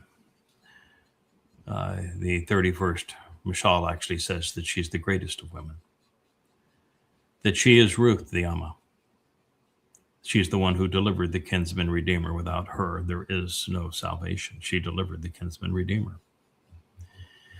And so we learned a lot about this woman that they have chosen to attack. And I can tell you that what God's response is going to be, because God loves this woman almost as much as he loves his beloved son, because this woman has been the mother of his beloved son, both actually mother, great-grandmother, other times, surrogate mother at times. But he is really the only mother that he has ever known. And so by attacking her, all of you in that reprehensible nest are in serious trouble. I mean, my advice has always been, give up, disband, go away, apologize. I hope that by the time that these events all play out, that it's a distant memory and that we're not so focused on our angst towards you. But every time that you double down on something as stupid as you did this week, all you do is bring attention back to yourself and the whole group. So I thought that was brilliant. Any thoughts before we move on to the three songs that Leah has also written? I've got one comment. Yeah. In her dissertation, she did mention this song specifically. And she got off on track saying that Nakba and various other words like that were not Hebrew, that they come from Arabic, and there's no relation between Hebrew and Arabic. Now I've done enough linguistic study to know they are related languages. Related. The book she's quoting, Daniel, is written in both languages, and the vocabulary is almost identical. The alphabet is incredibly similar. They're cousins if there ever were cousins. But Nakba wasn't. I would say it's more like UK English versus American English. It's still the same language. There's a different dialect to it, but she claimed that Nakba or some similar word was not used until 1948. Well, I will attest for the fact that Leah is not the world's best speller, and she will take Hebrew words and will add a letter here or there that don't belong. But I'm very familiar with the concept, and the concept is presented in a number of books.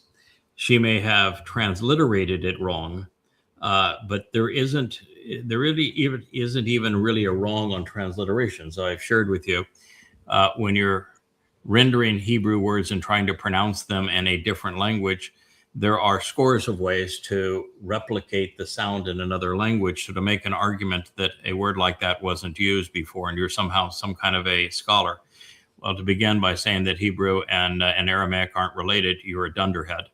But beyond the dunderheadedness of that, there is no right and wrong way to transliterate a word. Well, she mentioned Arabic. Oh, yes. Oh, yeah. Oh, absolutely. There is a Arabic, well, okay. Then now to say that Arabic doesn't belong with Hebrew, I have translated the whole Quran. I can tell you the Quran is written in bastardized Hebrew. So if you're not smart enough to know that and she's not be stupid here, but to not know of the direct link between Hebrew and Arabic, then you're really a dunderhead. For example, Quran is from the Hebrew Kara. And when rabbis sold Talmud stories to Muhammad, he brought in the Hebrew terms. And so the Quran is hugely filled. Like kafir is a Hebrew word. It comes from kafar. The Quran is filled with Hebrew. So to say that Arabic is not derived from Hebrew is to be a dunderhead.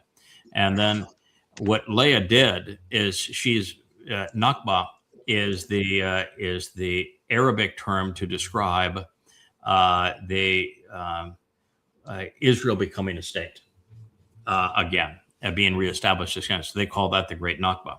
And Nakba, transliterated the same way, is a unclean woman in Hebrew. So Hebrew has a word that is pronounced Nakba, and then there is the Great Nakba of the Arabs.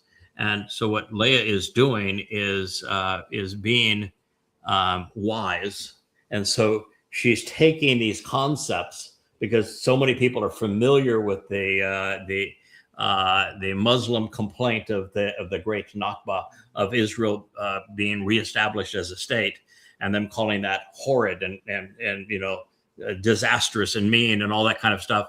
And this Hebrew word Nakba, which is transliterated the same way, and how it speaks of an unclean woman. So Leah it's a very sophisticated play on words. It's up there in the Elia class and creativity as a play on words. So she was not smart enough to get it. So there you go. That is that's the answer to that one. But what's amazing is you can have access to the 35 books that I've written, and soon to be more, because I'll publish these 3 that I'm writing right now. And you can listen to these shows, and all you get out of it is a desire to undermine and attack. That's pretty amazing. And I can tell you that I have never been to their site. I've never read anything that they have written. All I do is somebody will point out they've done something. They'll send me a snippet of it, and I'll respond to it because credibility's sake, it's important that I do that. But I have no interest in finding out what they're doing. I do not care. You want to go and worship a mother goddess, that's up to them. I do not give a crap. I do care when they play themselves off as me, when I designed this website and then they established their website, and they even went to the new logo of the menorah that we went to and even copied the bookshelf that I had asked to have created, and used my translations and used my name and then copied this amplified translation style that I invented. They're passing themselves off as me. And she even wrote that she was going to do that. That is a crime. And I care about that. But whatever else they want to believe, I don't give a crap. There is nobody in that group that I ever want to see or hear from again. But look at what their fixation is. Me. Look at Yahweh's responses to what they have written.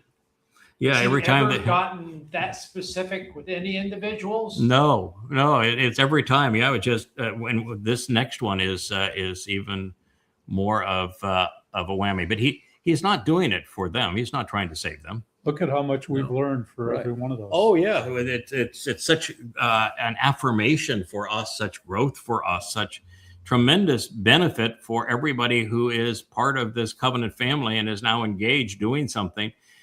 It should instill tremendous confidence in you that God protects those he loves. If you're working with God, he will absolutely have your back all of the time. And he loves this whole process, and he wants us to endure this process so that he can tangibly demonstrate his support, and that he wrote his support thousands of years ago for this exact purpose. And it's such a teaching moment to do it. And there's, as I say, this next one is the ultimate. I can't imagine God ever going beyond this next one.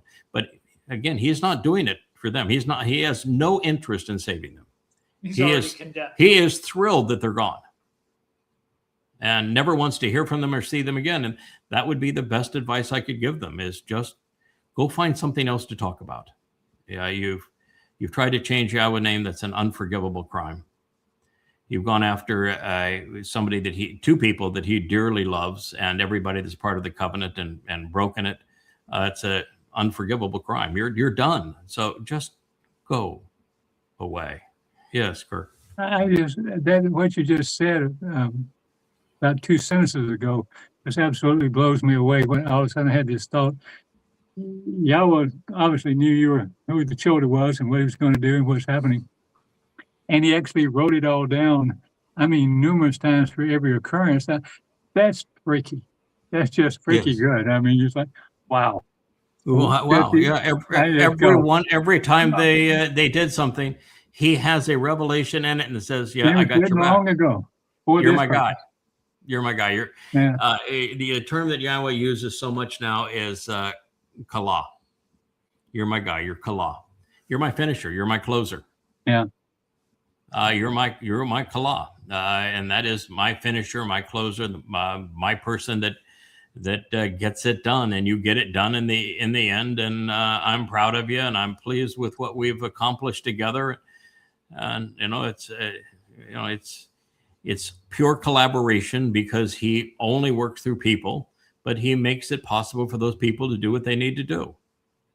May I also say that in this last week, it seems like I never thought about Yah having quite so much fun, that he, like he was bugging you when you were. Yeah. Oh no, he's having a ball with this. Well, get up and go figure this out. Yeah, I know. Oh yeah. After that kidney stone episode, and during all that pain, and I'm just happy to go. I said, okay, man, if I get an early get out of jail, man, I'm going. I'm taking my ticket, and I'm gone. See you later. I'm going to give you, here's the keys to the kingdom. I'll see you in 10 months. And Leah wasn't very happy with that idea, but I thought it was great. And then God just 3 nights in a row, he says, I'm here to tell you that there's a lesson in that. And I want you to learn the lesson in that. 7 hours of intense pain. And I'm going to give you the first clue. It has to do with Passover.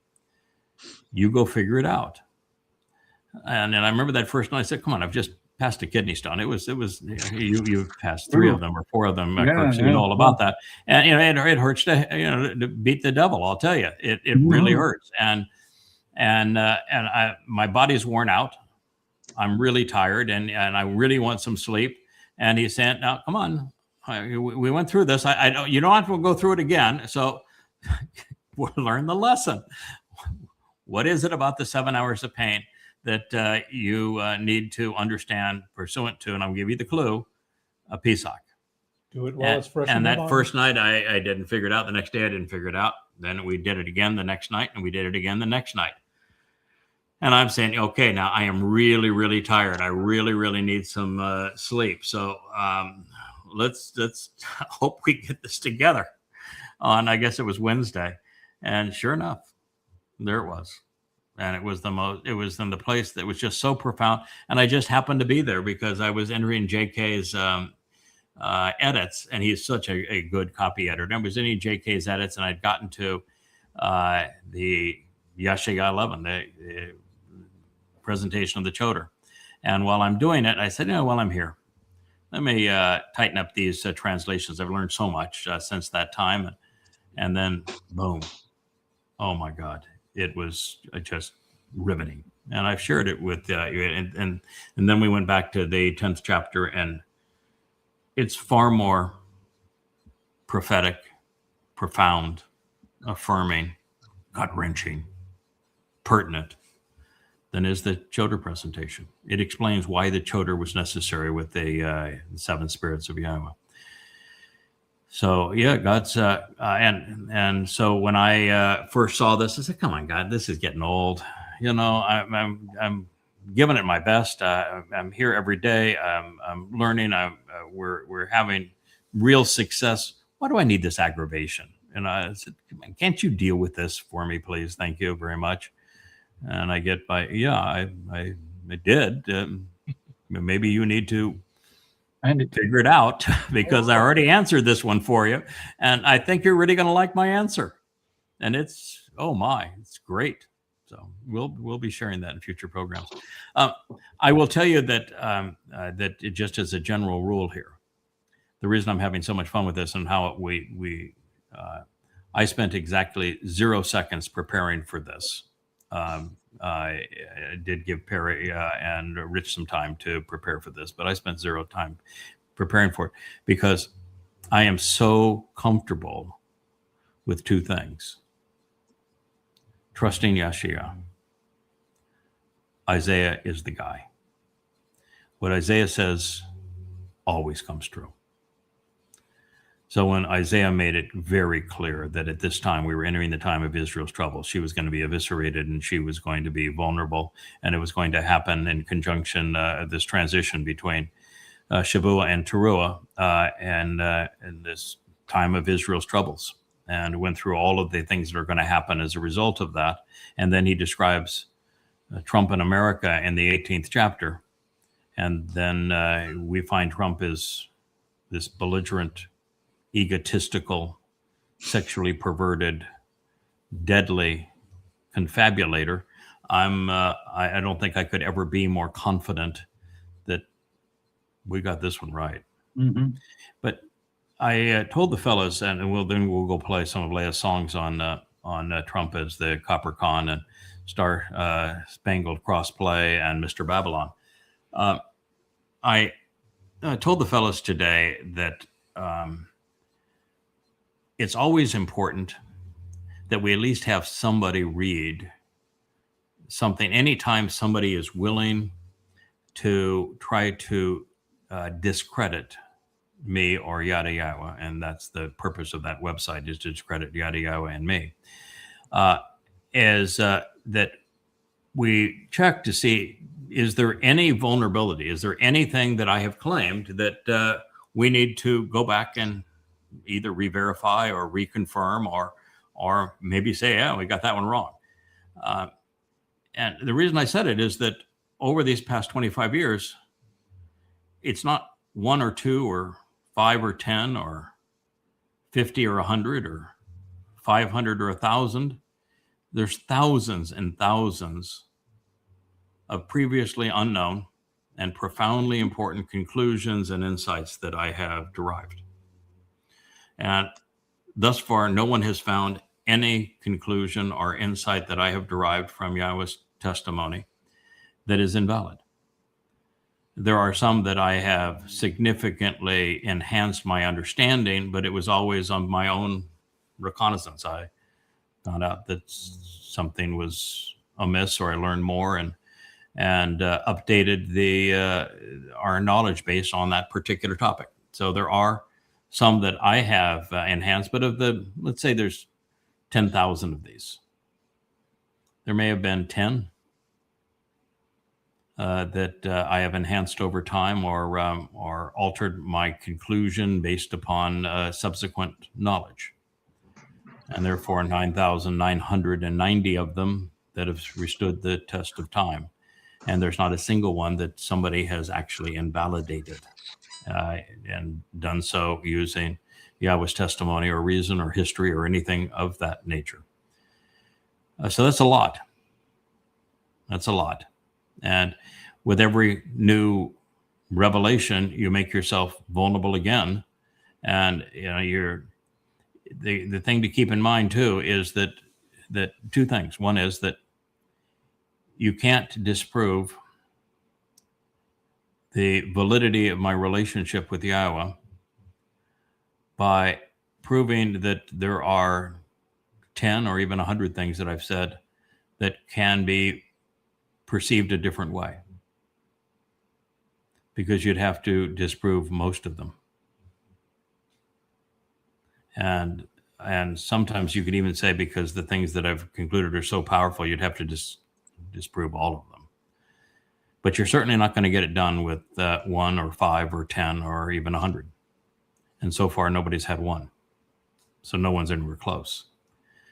But the other thing I would say is that if God played the game differently and made it such that every conclusion that I draw, every insight that I form, every thought that I convey was fully and completely accurate, then it would be a scam. I wouldn't be human. There's no growth there. I wouldn't be an exemplar. The whole thing that these roles is to be the example God wants to set for this process, which is to listen, to learn, and to live. It is to be willing to invest the time to think it through, to make the connections, and then to analyze them and to be systematic and consistent in your approach, and to do it over and over again, and to build a foundation and then build upon that, and then share what you learn freely, and as you learn more, grow and develop that further. That is the process that God likes. That's the one he is trying to establish. And so there is no example ever of somebody that knows it all, including, guess who? Yahweh doesn't know it all. Doesn't want to. Would ruin everything. It's life would have no purpose. That's why being perfect is such a stupid thing. So you aren't going to invalidate this by disproving a conclusion. You know, if I were wrong on Trump, okay, it'd be a bitter blow to me, because boy, the evidence is so overwhelming, and we've validated through so many prophets and so much of what Trump said. It would be a real shocking surprise to me, and I'd have to really quadruple down to say, how in the world did we come up to this conclusion based upon all of these insights and have it not be right? But, you know, is that one of the words of the day was time will tell. Sometimes you have to build a bigger base. Sometimes you have to learn other things before you can make the proper connections, and that something is even more obvious later on. But boy, thousands and thousands and thousands of profound insights and conclusions and predictions, and the legacy is beyond anything that anyone else has ever done. And it's all in writing, and it all has a legacy that you can go and check it. So there's just nothing like this. And so what you'd end up having to say is that if I'm not who God says I am, then there is no one.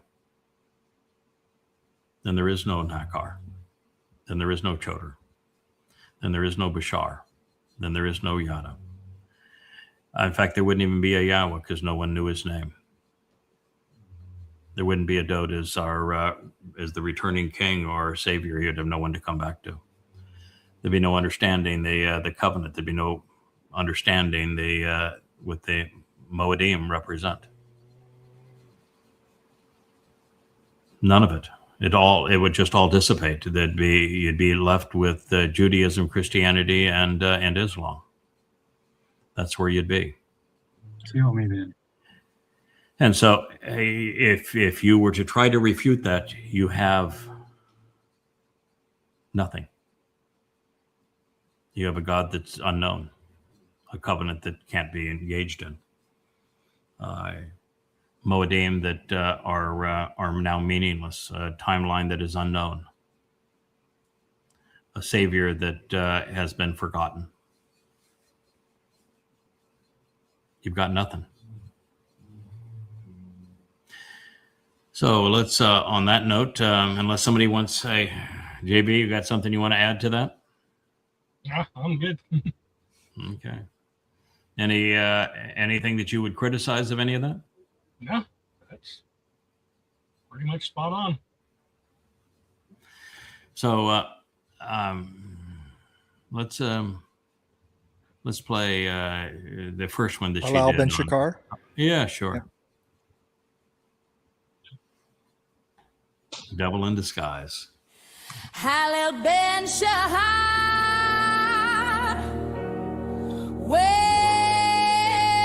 gonna tear your kingdom down. Yes, we will. Oh,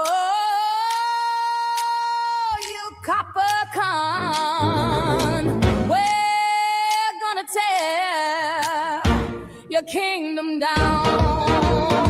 Oh yes, hit me one more time. You've been building your kingdom all over the land, which you do not own.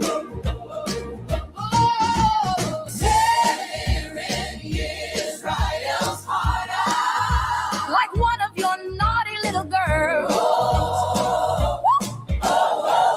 Hush your time. We're gonna tear your kingdom down, down. Yes, we are. Yada. Oh, yes, is the last witness. He's gonna meet with you on the ridge line. Your kingdom down. Yahowah Almighty, lift him up. The man of Edom, he's gonna tell the truth about measurement to all the people so they can hear it for themselves. Oh, Satan, he's gonna tear your kingdom down. Oh, yes. You've been building your kingdom all over this land. Hallelujah. Yahowah soon come. Satan, we're gonna tear your kingdom down. Not only that, but listen now. The mothers are gonna say, hey, hey, Yahowah Almighty. The mothers are gonna say while the children play.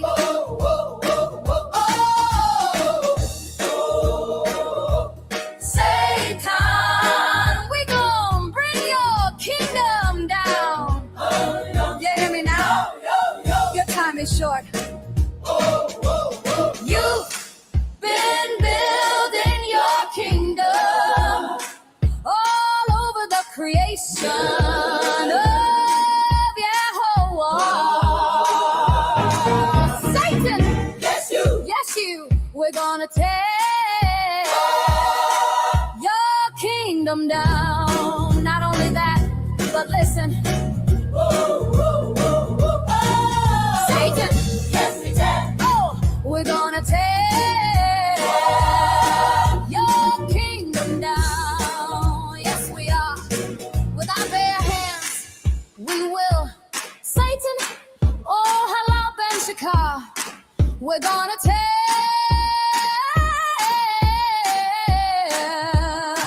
your kingdom down. You've been building your kingdom all over this land, taking bribes and paying off girls who know too much. Satan, oh yes, Trump the Comic-Con, the loser unbound, no creative will of his own, just an evil mindless, up to not tone. Listen up and hear me one time. We're gonna tear. Oh yeah, we gon' tear. We gonna tear. Oh yeah, we gon' tear your kingdom down to shield where you belong. All the religious and political with you, like chaff in the wind, you will be gone.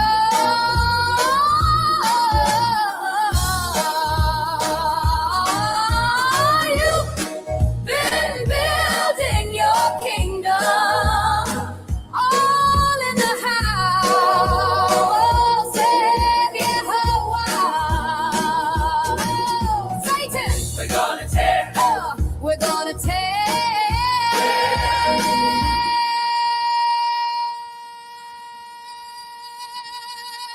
your damned kingdom down.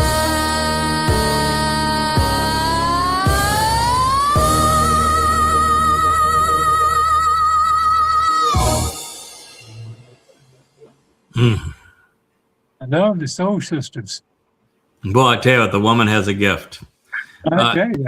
You know, I in like terms that. of Trump, Yeah, Trump being this Rahab, the great betrayer. Not only is he president of the United States at the moment that Yeshua Isaiah said that the United States would be the leader of the United States would betray Israel, and described the United States to a T, and gave the exact timing that we would have him emerge, and Trump emerged in that timing, so it's undeniable. But just think, I mean, he's got a private militia in ICE that is out hiring goons with guns and terrorizing Americans. He went and told the military of the United States that they're going to be deployed in the United States against his political enemies.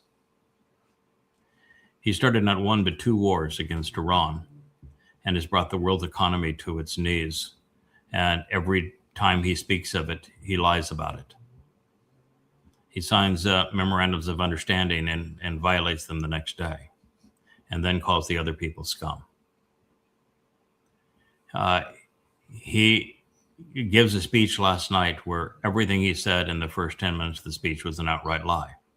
And then the purpose of his speech was to blame China for stealing an election, is proven untrue by his own government, and he gives no evidence for it whatsoever. And the guy that came up with the scheme is interviewed, leaving the White House and saying, yeah, it's true. We can't find a single vote that the Chinese influenced, nor can we even show that the Chinese were involved or acted in any way. And no, nothing, that there is no proof for any of this. That was John Solomon interviewed as he was leaving the White House last night. So he ran away from literally. Well, no, he wasn't running away. He wanted to he was be in the pulled spotlight. away. He was pulled away by one of Trump's blonde handlers. Everything the man says and does, the way that he has over the last few months betrayed Israel, is a perfect indication of all of this. The way that he eviscerates everyone that's around him and became the Hannibal Lecter of politics. The fact that he is a confabulator, and there's no correlation between what he believes and says and reality. The fact that his handlers and he himself presents himself as a messianic figure, that he presents himself as Pope, he presented himself as Jesus. They present him all the time as this bigger than life, literally messianic figure, and all of their postings regarding him. He has a worshipful following in MAGA, literally a cult of followers. He has his own Goebbels and Stephen Miller. And he is egomaniacal beyond any narcissist in human history. And he's a sexual pervert. He's a pedophile and a rapist. And he's a convicted felon. And he would be convicted of every crime that he's been accused of if they just continued with those cases, and he'd been bankrupt in jail.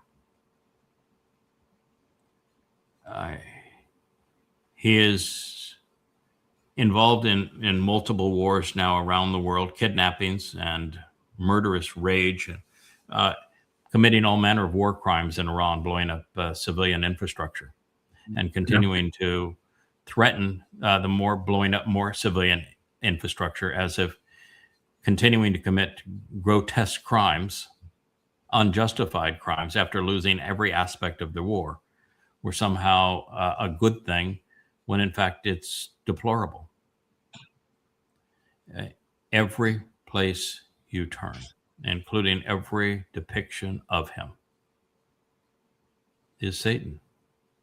And for it not to be obvious, for someone to push back against the obvious, you'd have to say, what sickness has corrupted this person's conscience such that they would throw away their soul to deny the obvious.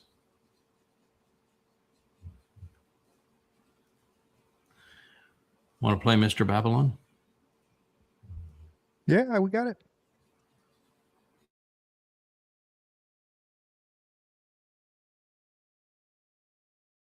Oh yeah, yeah. Did it do ba do ba ba ba da come so?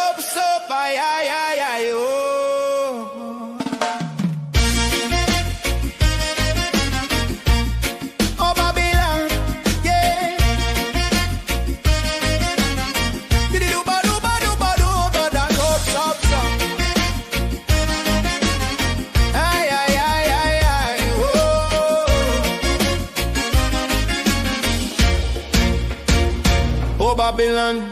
You beast, you bitch, holding them down in the ditch. You wash children, you turn to pitch. Your feasts, your scribes, your priests, your imams, your rabbi, they do lie. Getting high on that narcissistic supply. Stop your wars, you capacan. Come on, well, Babylon cause all the problems. They make the wars, but you don't know how to solve them. Oh no, you don't, no. Liars make all them trouble. Oh, they make the wars make you look. No, but don't know how to solve them. Oh no, yeah. No. Oh yeah, you got your devils to fly overhead and drop your bombs upon the innocent. Well, that stuff he says, oh Babylon, let me tell you, Mr. Babylon, war is not our solution. We want you in dissolution. War and strife is not the solution. Never was, never will be. So Mr. Babylon, the copper can up yours. Babylon cause all them troubles. Oh yeah, how are you told us? Oh yes you did. They make the wars, they make them deals with those that hater. They gonna ravage her, that's cat, Babylon. Oh yeah. Oh Babylon, you be doom.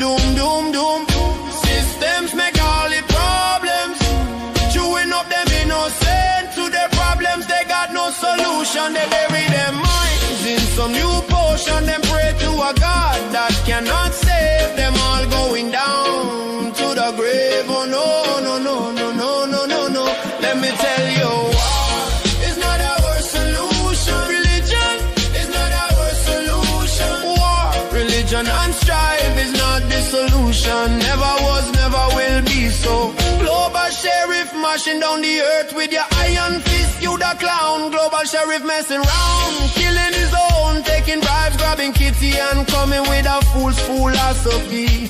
You think that war gonna bring you peace prize? Why don't you just steal one? Let me tell you now, oh Mr. Babylon, blood dripping down your hair now, blood dripping down your collar now, blood running down your hands, blood running down your streets. Babylon cause all them troubles. Oh yeah, how are you told us? Oh yes you did. They make the wars, they make them deals with those that hate her. They're gonna ravage her, that's cat Babylon. Oh yeah. Oh Babylon, you be doom.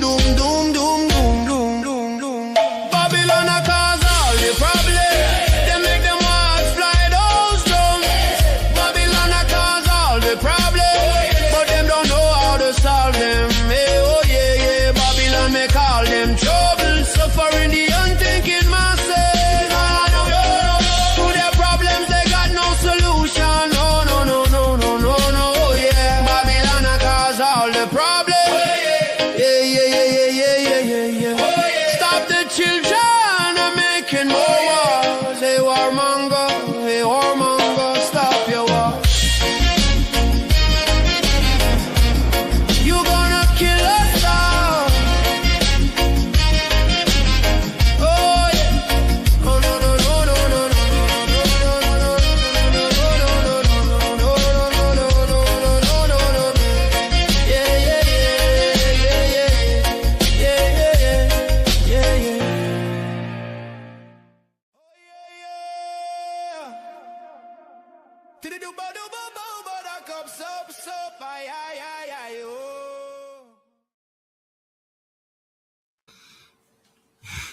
Full of shiticus there. We definitely have our fun with all of this. But just think of his statements at the NATO conference on how grossly out of touch he was with reality, demanding that he get Greenland, threatening to throw a tizzy fit. And then he praises Erdogan as if Erdogan is his twin. And he tells the audience that he's in charge of the world. And then he offers to sell Turkey, after Israel pleaded for him not to, F-35s, making a secret deal with Turkey because he knows what those F-35s are going to be used for. They're going to be used to fly cover for the Iranians when they come and invade Israel. he is not only betraying Israel, he's providing Turkey with the military equipment to get that job done. And there he is praising Jolani again.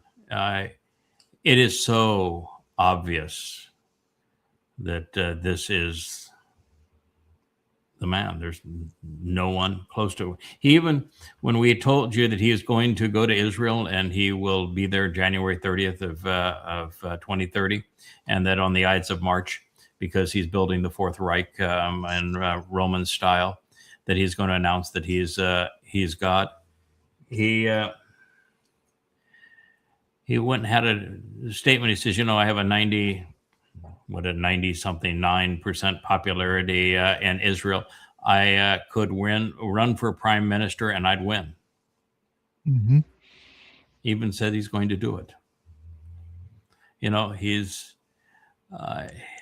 He's pronounced that he is going to have Trump 48, and that Trump 48 will therefore be no constitutional election in 2028.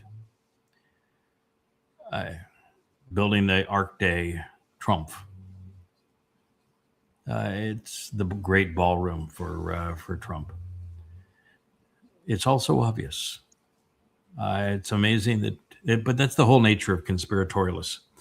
They see the dot on the wall and they're going to make a story about the dot on the wall, and not have any ability to make connections between the mountain of evidence that they're ignoring while they're making a big whoop-de-doo of the dot on a wall.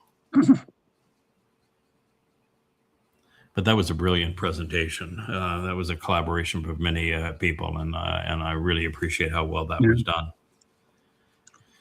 There is another one of the great songs that has ever been written for our time, further exposing, as only Leah can, and the team that supports her. This was, I think, is a brilliant song. This is a woman that is inspired to tell the truth boldly and creatively. And one day this song is going to become a number one hit. And there are those who think that once God wipes out the likes of this cult and all religious cults and all the political advocates and military advocates and those that are attacking God's people and those who speak for God, that there'll be no remembrance of them. That's not true. God's going to make certain that we never allow this to happen again, because we have a pungent memory of what they have done. God goes on a very profound declarative statement to say, we're not going to forget this. I hate it, and I'm never going to forget it, and you're not going to forget it, because we're never going to have a repeat of this. So it's songs like this that do it in such an effective way, far more than any words we're ever going to speak. Let's share Star Spangled Cosplay, written by Leah.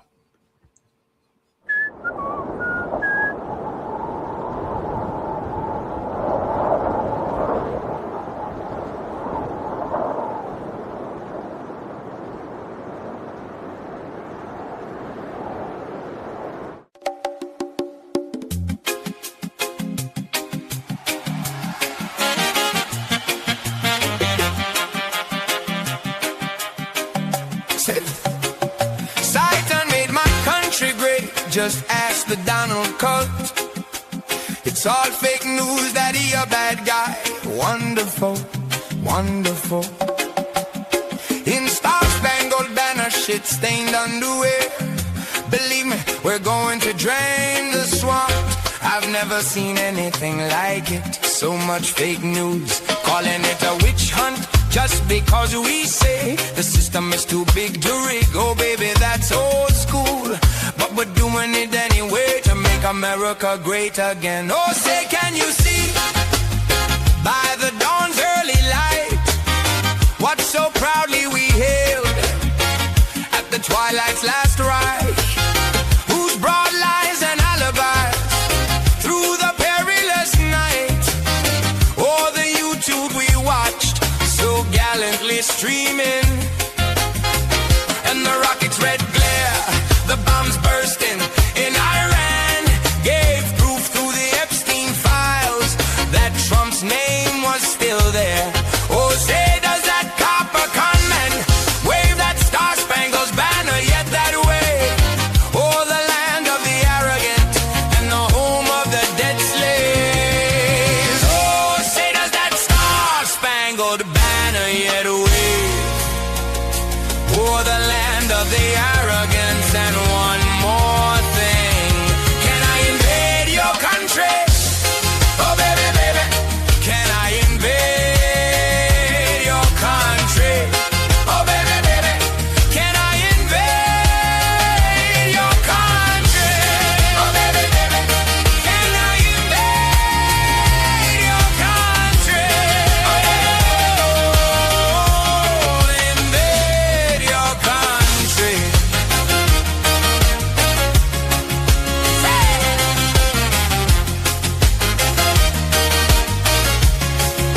Oh, say, can you see by the dawn's early light what so proudly we hailed Satan at Rahab last right, whose broad sex trafficking ring went on through the decades? Oh, the truth social we watched, so doom scrolling our doom, and the corruption, the theft, the murders and lies, the alibis gave proof through the evidence that Trump's name is still there, allegedly and unredacted. It's all predicted. Predators, grifters, unfuckables, and the cosplay president. I am predicated on who's your daddy. Oh, say does that copper conman wave that star-spangled banner yet? Or the land of the deceived and the home of the lame? Oh, say does that star-spangled banner yet wave? Oh, the land of the free. And one more thing, can I invade your country? Oh, baby, baby, can I invade your country? Oh, baby, baby, can I invade your country? Oh, baby, let's invade. Believe me, we're going to drain the swamp. I've never seen anything like it. So much fake news, like my wife, it's all fake. Oh,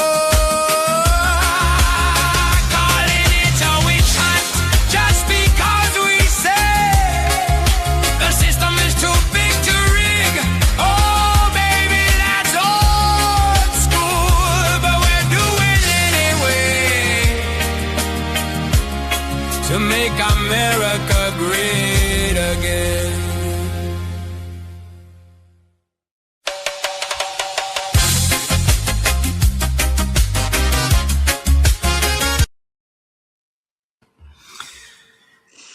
You know, I read a score of newspapers. I survey the feeds on social media sites so that I can keep the blog on Yada Yada current. Every evening, I unwind by watching a couple of hours of expert programming on YouTube. And to a person, without exception, every scholastic or well-credentialed spokesperson talking about the events in Ukraine, Russia, Iran, the economy, world affairs, to a person, openly recognizes and acknowledges the President of the United States is psychotic, demented, insane, narcissistic, that his ego is so out of control that he can't accept any solution is going to destroy the whole world because he can't accept defeat. They all know it. They all say it openly. The difference is that I know the prophets probably better than anyone ever. And based upon the entirety of what the prophets reveal, Donald Trump is the great betrayer. He's the one who betrays Israel. The fact that he destroys the world is interesting, but it's not what God cares about. He cares about his people. And the man who is the most destructive to his people, who will betray them, is Donald Trump. And it's obvious. I mean, you'd have to be MAGA level brain dead to not see it. Everybody apart from MAGA conspirators and twistians recognize it. So what does it say about the conspiracy cult that wants to deny it?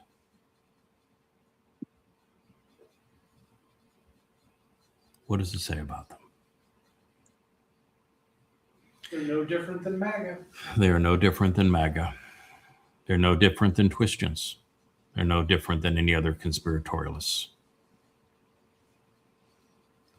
What do you think there, Kevin? You have a closing comment? Oh gosh. Yeah, I just, the whole premise of this thing that took place and happened and how it happened and everything just blows my mind about how you can be the guy until we don't like you and then you're not the guy anymore in any way, shape, or form, right? I mean, Yes. How many of them would know who Dowd was if they had never heard of you? How many of them? Or Yahowah, or the Covenant, Or Yahowah, or the Moedim. Absolutely. Absolutely. None of And it. yet, Yeah. it blows my mind. And so after and that point, they bailed at the time that our knowledge increased exponentially. Mm-hmm. Yeah, it blows, and they still listen because they're paranoid. Yeah, it's truly astonishing, but it's needed. It's needed.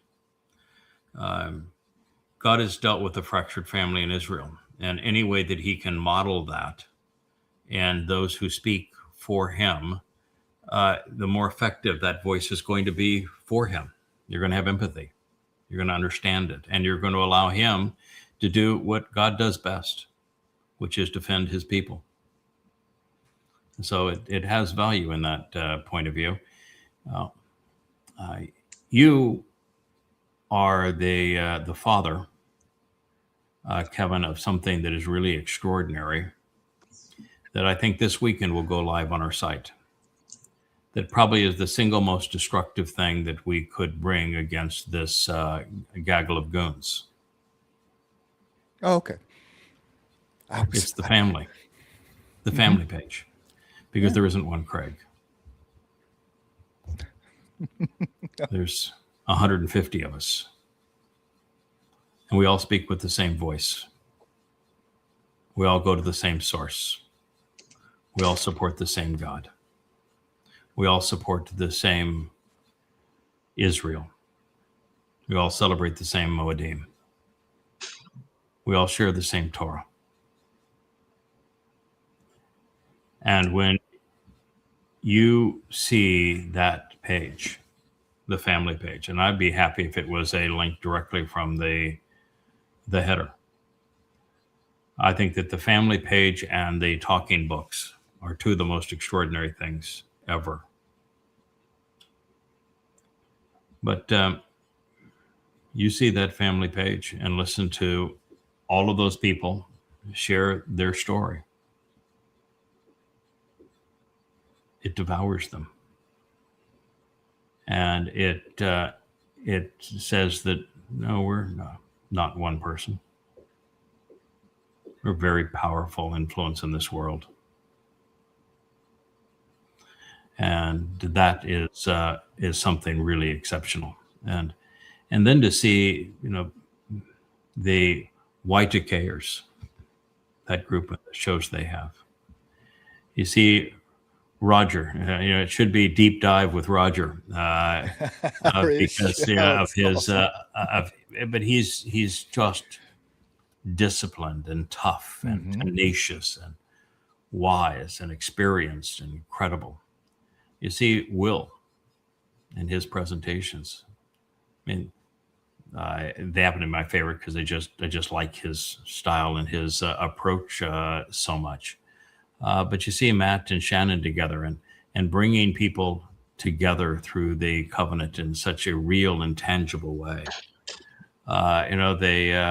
Mariah and Roger Russell, presentation. I thought they were so beautifully done. And to see the book club that has been put together, and to see all of the programs that Mark is leading, and witness John's contribution, and it just goes on, and it's powerful, it's widespread, it's deep, it's phenomenal. I'm so proud of what we've become, and just go to the family page, or go open a book. Go open a book and listen, and you go and find somebody else that's written a book like the 5 volumes of Goddamn Religion Now that talk to you, or the 5 volumes of Twistianity. Go find somebody else that's done that at the time that it needed to be done, or that has written books on the time of trouble before we got there. Same was going to happen over these next 7 years. I was writing 3 books concurrently on 3 volumes of Coming Home, all just riveting with insights and powerful conclusions. Go find that elsewhere. And the answer is, not only doesn't exist elsewhere, not even 1/1,000,000th of it exists anywhere else.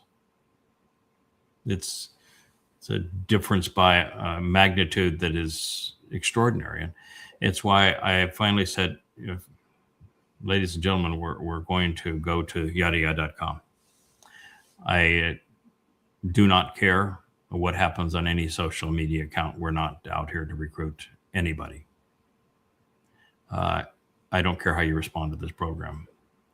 Our job now is to teach the covenant family, to give the covenant family the opportunity to learn to be teachers, and to develop into all God would like us to be as we are redeployed here in a matter of a few years, and then have the responsibility of reestablishing the remnant that Yah was so proud of and so pleased with, to be the kind of people he wants. We have a real responsibility, and now it's all about preparing for that. We now know that Israel is not going to listen. They're like the pebbles that are tossed from the sea, hard as rocks. They are not going to listen. But it's still our responsibility to tell the message, because there will be a time when there will be Israelites that will listen, and they will participate in the Towrah gleaning. And in the end, there will be the rare Israelite that will be part of that final remnant that God will collect from around the world. And we need to be prepared with this library to educate them and to acquaint them with the tree of knowledge and lead them to the tree of lives. So that's our goal. And we will continue to expose religious and political evil, to encourage people to walk away from it, because they have to do that before they can even approach the covenant. So this is our calling. This is what we're about. What do you think, Perry? Well, I agree that the family page is important. Going through this diatribe from the cult. They try to claim that we are a cult, but I might have been following you through this journey for more than 20 years, but I am not a follower. I go my own way no matter what happens to be where you're going. And everyone has got their own viewpoints and their own understanding. And the family page lets everyone see that we are not followers. We're the leaders. We're leaders. We're the family. Yeah. And matter of fact, today you and Kirk and Noah have going with the words lead. It's going to be your vlog. And Dr. Jeff, you're teaming with my wife to do refuting rabbinic rubbish. And JB, you know, you have made a contribution through the Yahowah vlog and through your website that has so dutifully captured everything that we have said and written over the years and added to it. You've made tremendous contributions to this family. So we are the contributors. And I can assure you that there's not one person here that I have ever solicited money for, that I've ever solicited a Pledge of Allegiance from, that I've ever told that they need to do something for me, or that I've compromised in any way. You know, Rich is here not because I asked him to come, but because Yahowah asked him to come. Perry is here not because I asked him to come, because I didn't. I didn't even ask Rich to come. Perry is here because Yahowah said, you're going. You know, everybody here, we've known each other for 15 to 20 years. We've been through a lot together. It's a long time. You know, we've outlasted most marriages by 2 times over. You know, it's there is something to be said for that kind of camaraderie, that kind of support, and I can assure you that of these 6, if we had Rich in a circle here, there's not a single one of the individuals in this group that I wrote me after they first heard me and came to the website and began to read the books that I'd provided free. Not one of you. In many cases, you were years in reading before you even sent me a note to say, oh, by the way, I'm benefiting from these books and I'm part of the Covenant family, and here I am, this is who I am. And so it's the opposite of what is being claimed. And every single one of you did as I had asked, which is go validate the translations. I've written these translations unlike anyone ever.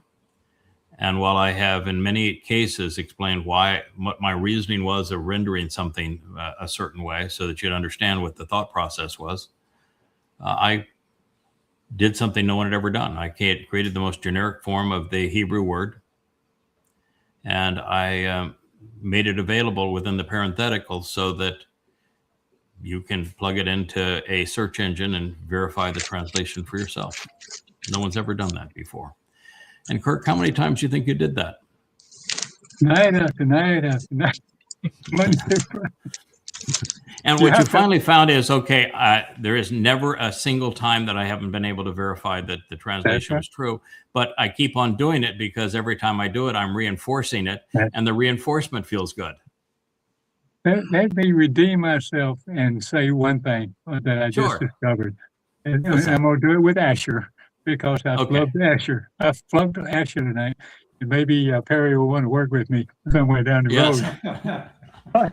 And I was writing it down. I wrote it. I said, Asher, and I know that you describe it every time as to show the way to the relationship, which I think is so much better than the lexicons to do, to say, to point you down the right path. That's the big difference. And I know it's a noun, and and it's a famous bird. dog, and all those sort of Yeah. things. However, famous dog.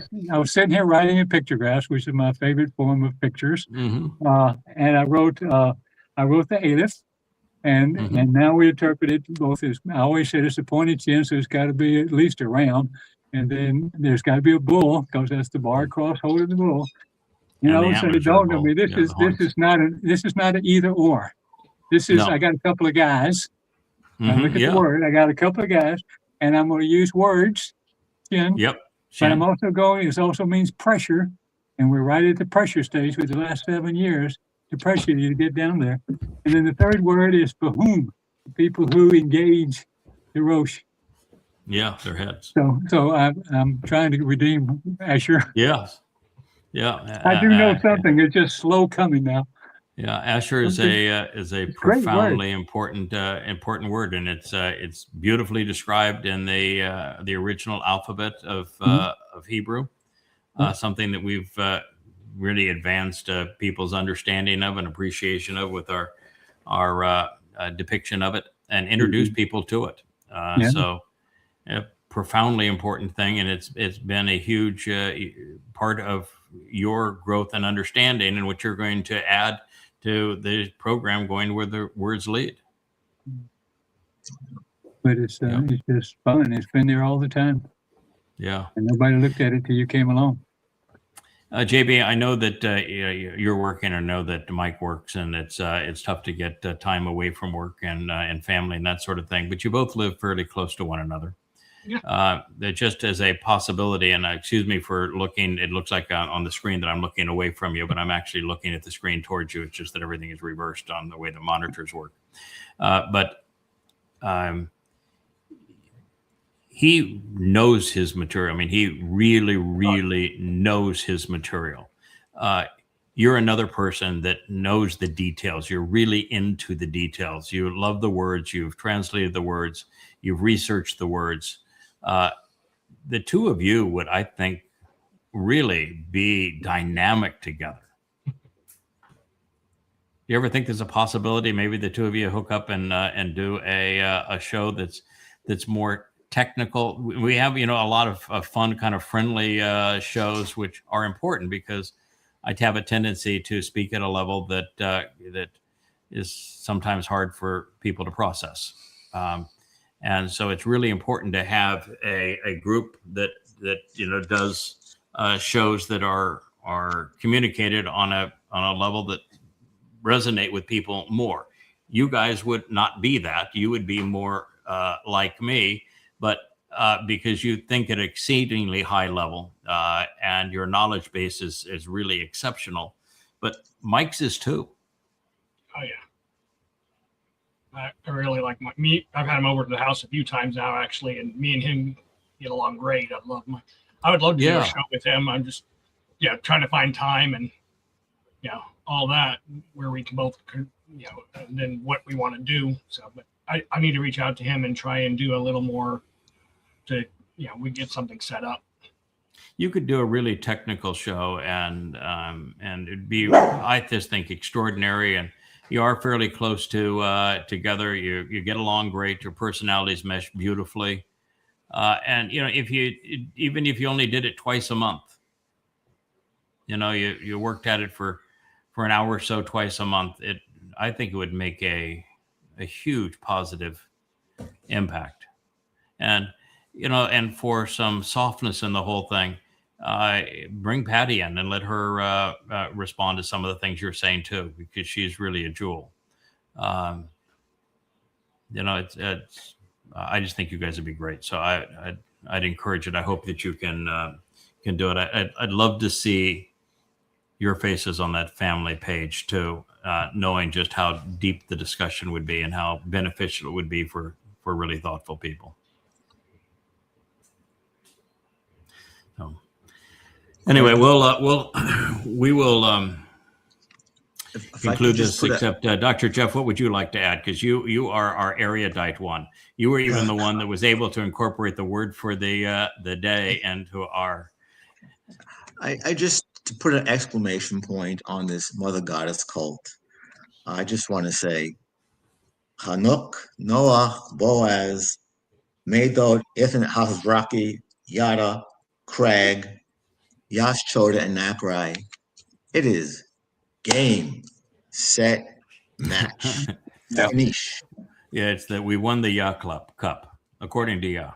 Now, there weren't a lot of competition in the Yah Cup that we won, but we go out flaming. I can tell you that. So so long as you have Yah applauding, then it doesn't really matter how many other people play. When Yah hands us the golden participation trophy and thanks us. We're not going to mention, that's great that you said we prevailed and we won here. We didn't have any competition, but nonetheless, I appreciate the acknowledgement. I don't think he's going to care that we had no competition. Yeah, we just showed up. We finished the job, and he is just so pleased that we finished the job. The reason we get deployed is because we don't give up. And that can be true with all of us. We're here we are absolutely steadfast. There is no way that any of us are going to be detoured from what we know and for what we're committed to accomplishing. None. You're here. We just had Miss Leah walk in. In fact, she would have to be able to show you how pretty Cara is tonight. Hopefully they can show. Okay, we're going to have the camera come on. Miss Leah. She learned a new trick too. Right now you have Perry over Cara, and you'd have to remove Perry from picture in picture. Well, you did the other way around. There you go. She learned a new trick too. This is Cara. She's in her pretty pink dress. You can pick her up and hold her. Yeah, isn't that cute? And her pearls. Oh, she's wearing pearls too. Yeah. Oh wow. Wow. That's high class. All high. That's our Cara girl. So Leah, we played a lot of your songs tonight. Yes. Yes. 5 of them this evening. And we defended your honor. Yes. It was Yes. we had a little help from Yahowah, but they're never going to turn that down. But we defended your honor, and it was an honor to do so. Your songs are marvelous. Your contribution is marvelous. Your both of us have been badly abused by that group of malcontents. Oh yes. And they've been nastier to you than they have to me. And the unfairness of all of that is that you were so open and so helpful to them. And it's different for me. I'm built to take it. I mean, I was made for this purpose. My personality is such that I know exactly who I am and what I'm doing. And you're nothing but a means to tell God's story. You're a tool that can be used to tell God's story. A dented and ugly tool for sure, but it's different when they go after you. I'm sorry that they have done that, and I have tried to isolate you from it because it's so hurtful. And in my case, again, I was built for it. So it's just an opportunity to spar, to validate God's position, our position with Yahowah. We have now Wookie on the keyboard. He has just added a line of C's to monarchical or dictatorial. So we were obviously dealing. Well, he's an even worse typist than I am. Yeah, he's quite the keyboard jihadist, Mr. Wook is. I did want to say something before we go on. Please. It is true that after I exposed Larry Hendricks and company, I stopped talking to everyone. I just cut everyone off with the exception of her. Mm-hmm. And I genuinely treated her as a sister. You did. And as a friend. Yeah, you did. And However, she betrayed you. Oh, yes, horribly. She wasn't the first woman to betray me horribly. No. Or the However, first man. she will be the last. Yeah, you'll never expose yourself to that again. No. No, she was. Unfortunately for me, she will not be the last person that betrays me, not by a long shot. But again, as they say, I was just built for it. I have the endurance for it, a very thick skin. So, but for you, that was grossly unfair, and they were all in on it. Oh, there! I call them the Mean Girls Club. That's Yeah, it. they were. Yeah. Yeah, they present themselves as exactly the opposite of who they are. They do. But it serves to explain something that is so important to God, and that's why it's a lesson. And the lesson is, you better be really careful before you say that you're in a position to speak for God, because those people are few and far between, and they know who they are, and you're not one of them. Definitely not. The second thing that you really need to know is that before you go and offer your contrary positions, you really need to think them through. And if you don't, you're going to say something that is conspiratorial and stupid. And that's something you ought not do. There's nothing that chafes me worse than a conspiratorial mind. Yeah, I can't stand it. It's a travesty. Yeah. But the other part of it is that God is real serious about this Kalal stuff. Oh, yeah. Finishing. No giving up. See it through. It's the whole reason why we are told the Garden of Eden experience. It's the whole reason we meet up with Noah again.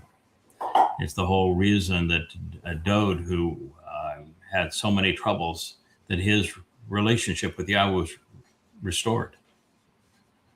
It's why we're in the business of repairing his reputation and representing him to the world. God has a plan, and he's picked people that are going to see it to fruition. And you don't want to get in their way, because they are the finishers, and God is already on record saying they finish, they get it done. And the job that they're doing is the single most important in the universe. And if they were to fail, there'd be no life on this planet. It would all go away. So to root against them is insanity. It would take everything from everybody. If the Adam of Parah doesn't lay down his life on Towrah, you're in real trouble. If Yada doesn't show up as one of those two witnesses, the world's in serious trouble. So just be careful. There is nothing to replace Yada Yahowah, the series of books. There's nothing to replace this Yahowah blog. There's nothing that comes close. And God's all in with the prophecies affirming it. And if you don't know them, well, shame on you. That's okay. But keep to yourself. That little witch and her minions have none of this. Where's their Nekar? Where's their 20 years of insights? Can they write any of that down without using ChatGTP? No. No receipts, no evidence, no facts, just BS. But again, the purpose of this program was to show the evidence behind and the reasoning behind and the proof behind the conclusions that we offer. We don't offer them lightly. And we know the prophets better than anyone. And when we make a claim based on the prophets, we're right. And if you want to go challenge that, you're not just wrong, but you're putting yourself at crosshairs with God. And that's a really bad choice. Good luck with that. All right. Well, Shabbat Shalom. We'll Shabbat shalom. and the program with the good song. And Kevin, man, you are a trooper to have put up with me for 5.5, almost 6 hours today.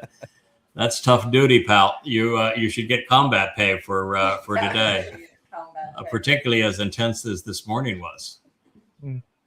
And Rich, you were here every second of that. I'm always here. Yep. I'm not going anywhere. True. Yeah, I'm not Rich is going always anywhere. here. Yeah, Rich He's going to become the man in the circle, though, isn't he? Yeah. Yeah, he talked is. about that.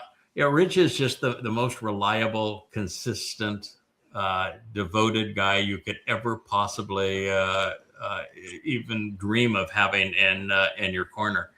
And he is going to be the man in the circle. What we realize is that Rich can't do an independent show because Rich is already doing like 12 jobs and he's already putting in 14-hour days. And so it just would not work to have Rich do another show. It's why I'll do cameos. That's why I say to Kevin, and I appreciate the fact that Kevin is the guy that really is making that family page and all those programs work. But to have Kevin do another show apart from the vlog on the vlog, it's just not practical. You're getting plenty of FaceTime on that pro. Yeah. So what we're going to do is that anytime that there isn't a guest host on the vlog, Kevin's going to be Rich is going to be the guy in the circle. And the reason that works out so good is that if you haven't noticed it at this point, Kevin and Rich are really brothers. They're twins. Yep. There are twin I don't brothers. think on my feet as quick as Kevin does. I don't have that snappy wit. Yeah, Kevin's very snappy. But you've got plenty of sarcasm. You've got plenty of game. And they get along so great. And they are like brothers. And they're always together, either on the phone or online or working something out. And every time we do a show, if there's something that goes wrong or we need something done, it's always Kevin in the background making it happen. Rich here in the foreground and Kevin in the background. So it is they are the heart of this. And then Perry with his beast downstairs and his just solid, logical persona and willing to tackle whatever job needs to be done. It's a pretty formidable team, particularly with Elias' music and sense of style. And she has, her whole group that are, creating, I think the songs are a more effective presentation of what we're about than anything we say on our vlogs. So it's a pretty wonderful. Only 327 days and 15 hours, and Kevin and I move up to fries. And that's when the big bucks come in. That's the big bucks. That's the big bucks. We're all going to get the big bucks for 3.5 years of working vacation time. And it's going to be the big bucks.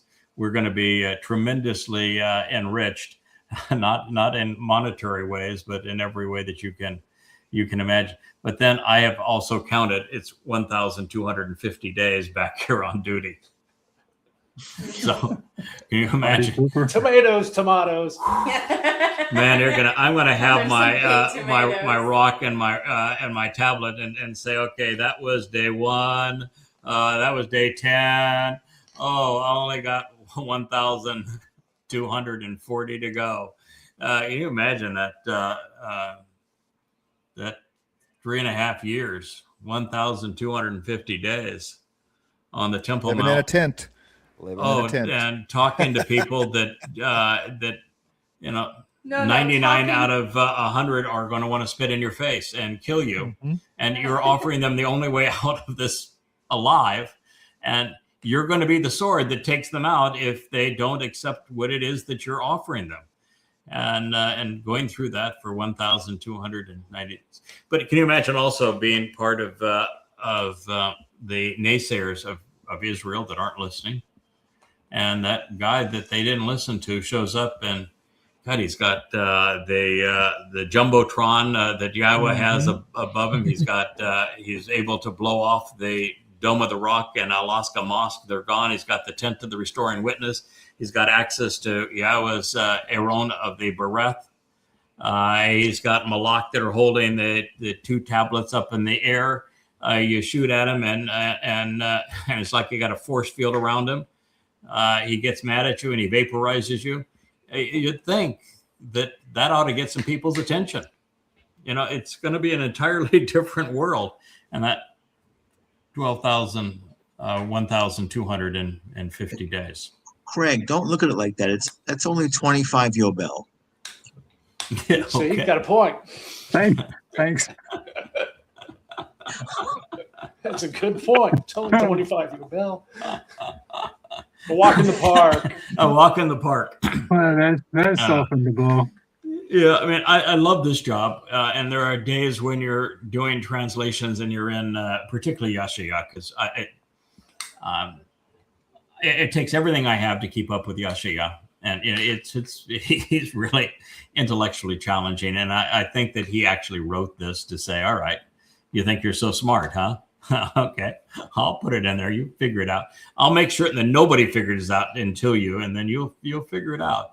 I mean, he's going to be my bud, I think, forever, because we just think so much alike and have so much fun together. But there are days when you're translating Yahowah and it's just so exciting, and there are days when you wake up and somebody sends you an email that has, oh, look at this picture of what they how despicable they were while hashtagging your name, and you say, well, that's not a lot of fun either.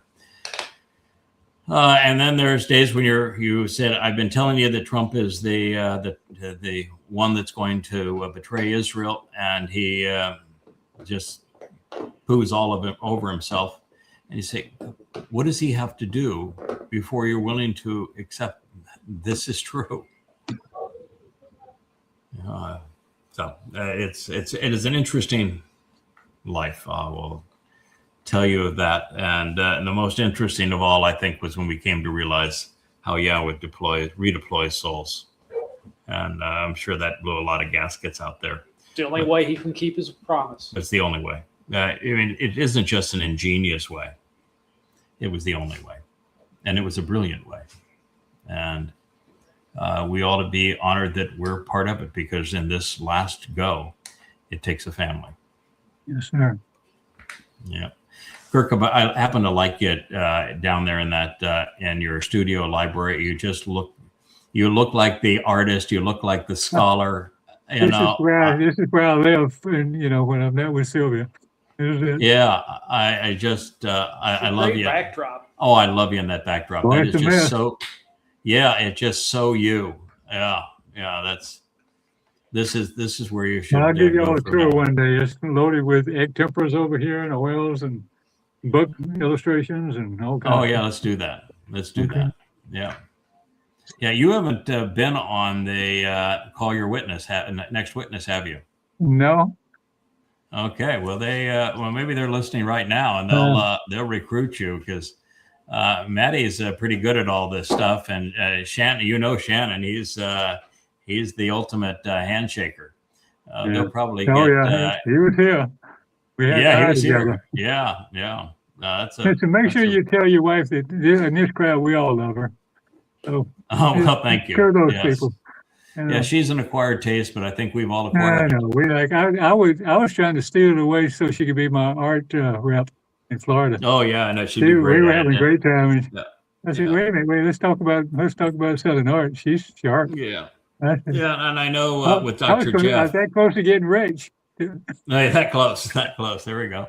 I remember talking to Dr. Jeff, because when this cult decided that they would be so vicious, they came up with this line of how Leah had besmirched Dr. Jeff, and she really hated him and all that sort of thing. I said, well, that's be news to Dr. Jeff, because I don't think there's anybody, and other than your father and late mother and me, you'd be hard pressed to find more loyal, supportive, consistent friends than we have been over the years.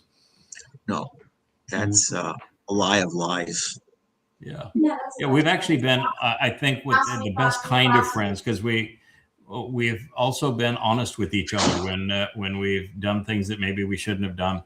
We've been open and honest with each other, and totally supportive, and not allowed anybody to get in the way of what is an exceedingly high quality, a very deep and loving, supportive friendship. Absolutely. Yeah, we are as close to family as you could possibly be. Yeah, that was just pernicious nonsense, BS from a psychotic psychopath who is just, like I said, a pernicious pile of pus. Yeah, and they don't see it. Yeah. All right. Well, thank you. Been an interesting shirt since shows. The reason I wore my Flames shirt here is that in the 10th chapter of Yeshaya, God's really keen on talking about how the Nahar, the Kala, the finisher, the vocal individual who shakes things up, how he as the Bashar, as the Gabor, rises out. His soul, it says specifically, his soul comes out of that blazing fire as a flaming sword, and that's the tool that God uses to rid the world of these malcontents so that he can reestablish the garden. And what he says is the garden comes after it. It is every detail that we have known to be true and more, but he's very clear that the soul that resides in this body is going to be light, energy, and fire. Not forever, but that's how the job is finished. Mm-hmm. Yeah, and then we speak of Ashur, the Assyrian Donald Trump. He actually says that prior to sending him to Sheol, we beat the crap out of him. He's going to be suffer sevenfold for all he has done before he ends up going to Sheol. He's made some really bad choices. So with all of the vitriol that he has spewed out, all the hatred, all the lies that he's taken, he will suffer 7 times recompense before he's even dispatched to Sheol. That's in there as well. So we got our guy. It'll be interesting to watch it all play out. Yes, sir. Particularly on Towrah, the great day of Yahowah. Well, thank you all for participating. Thank you for listening. We'll be back again with the vlog on the vlog on Monday. Kevin, if there's any way you can get, I would love to have Depot on an episode. I'd love to have Mariah on an episode. Love to have Noah back on an episode. Love to have John back on an episode. I know it's not making many requests, but Okay. And then we'll have Rich as the guy in the circle. He says, "Yeah, we'll get it done. Yep, keep, we'll get it keep done. on dreaming. Keep on dreaming, pal." I'm making cameos here. There's not a whole lot of people that want to. We've cut the show down to it's supposed to be down. It was going to be 15 minutes or 30 minutes, 2 15-minute sections, and we managed to keep it under 2.5 hours today, didn't we? This morning we were, 2 hours and 15 minutes or somewhere around. Oh, okay, see. And tonight's a brief episode. Yeah, tonight's a brief episode. Yeah, I think we actually did a Luminary series that was 56 minutes. So we're that was an improvement. We're trimming them down. That was mostly we were chasing mosquitoes. That's what. You don't mind. Rich. I got no problem. Yeah, Producers Rich, always knows where the bathroom is. Yeah, Rich has a bathroom that's but I'm in the garage now.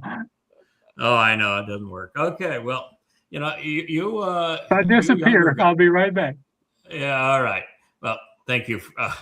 I'll go take a break. Shabbat shalom. Good night. Shabbat shalom, y'all. Shabbat shalom. Shabbat, Shabbat, come home and rest. Shabbat, Shabbat, Yahowah's best. Lay down the weak, let your soul be free. Shabbat, Shabbat, come back to me. 6 days we work, then we bask. We leave the noise to hear Yah's voice. We listen, we learn, we struggle to know. We walk with Yah through the Mikre. Shabbat, Shabbat, come home and rest. Shabbat, Shabbat, Yahowah's best. Lay down the weak, let your soul be free. Shabbat.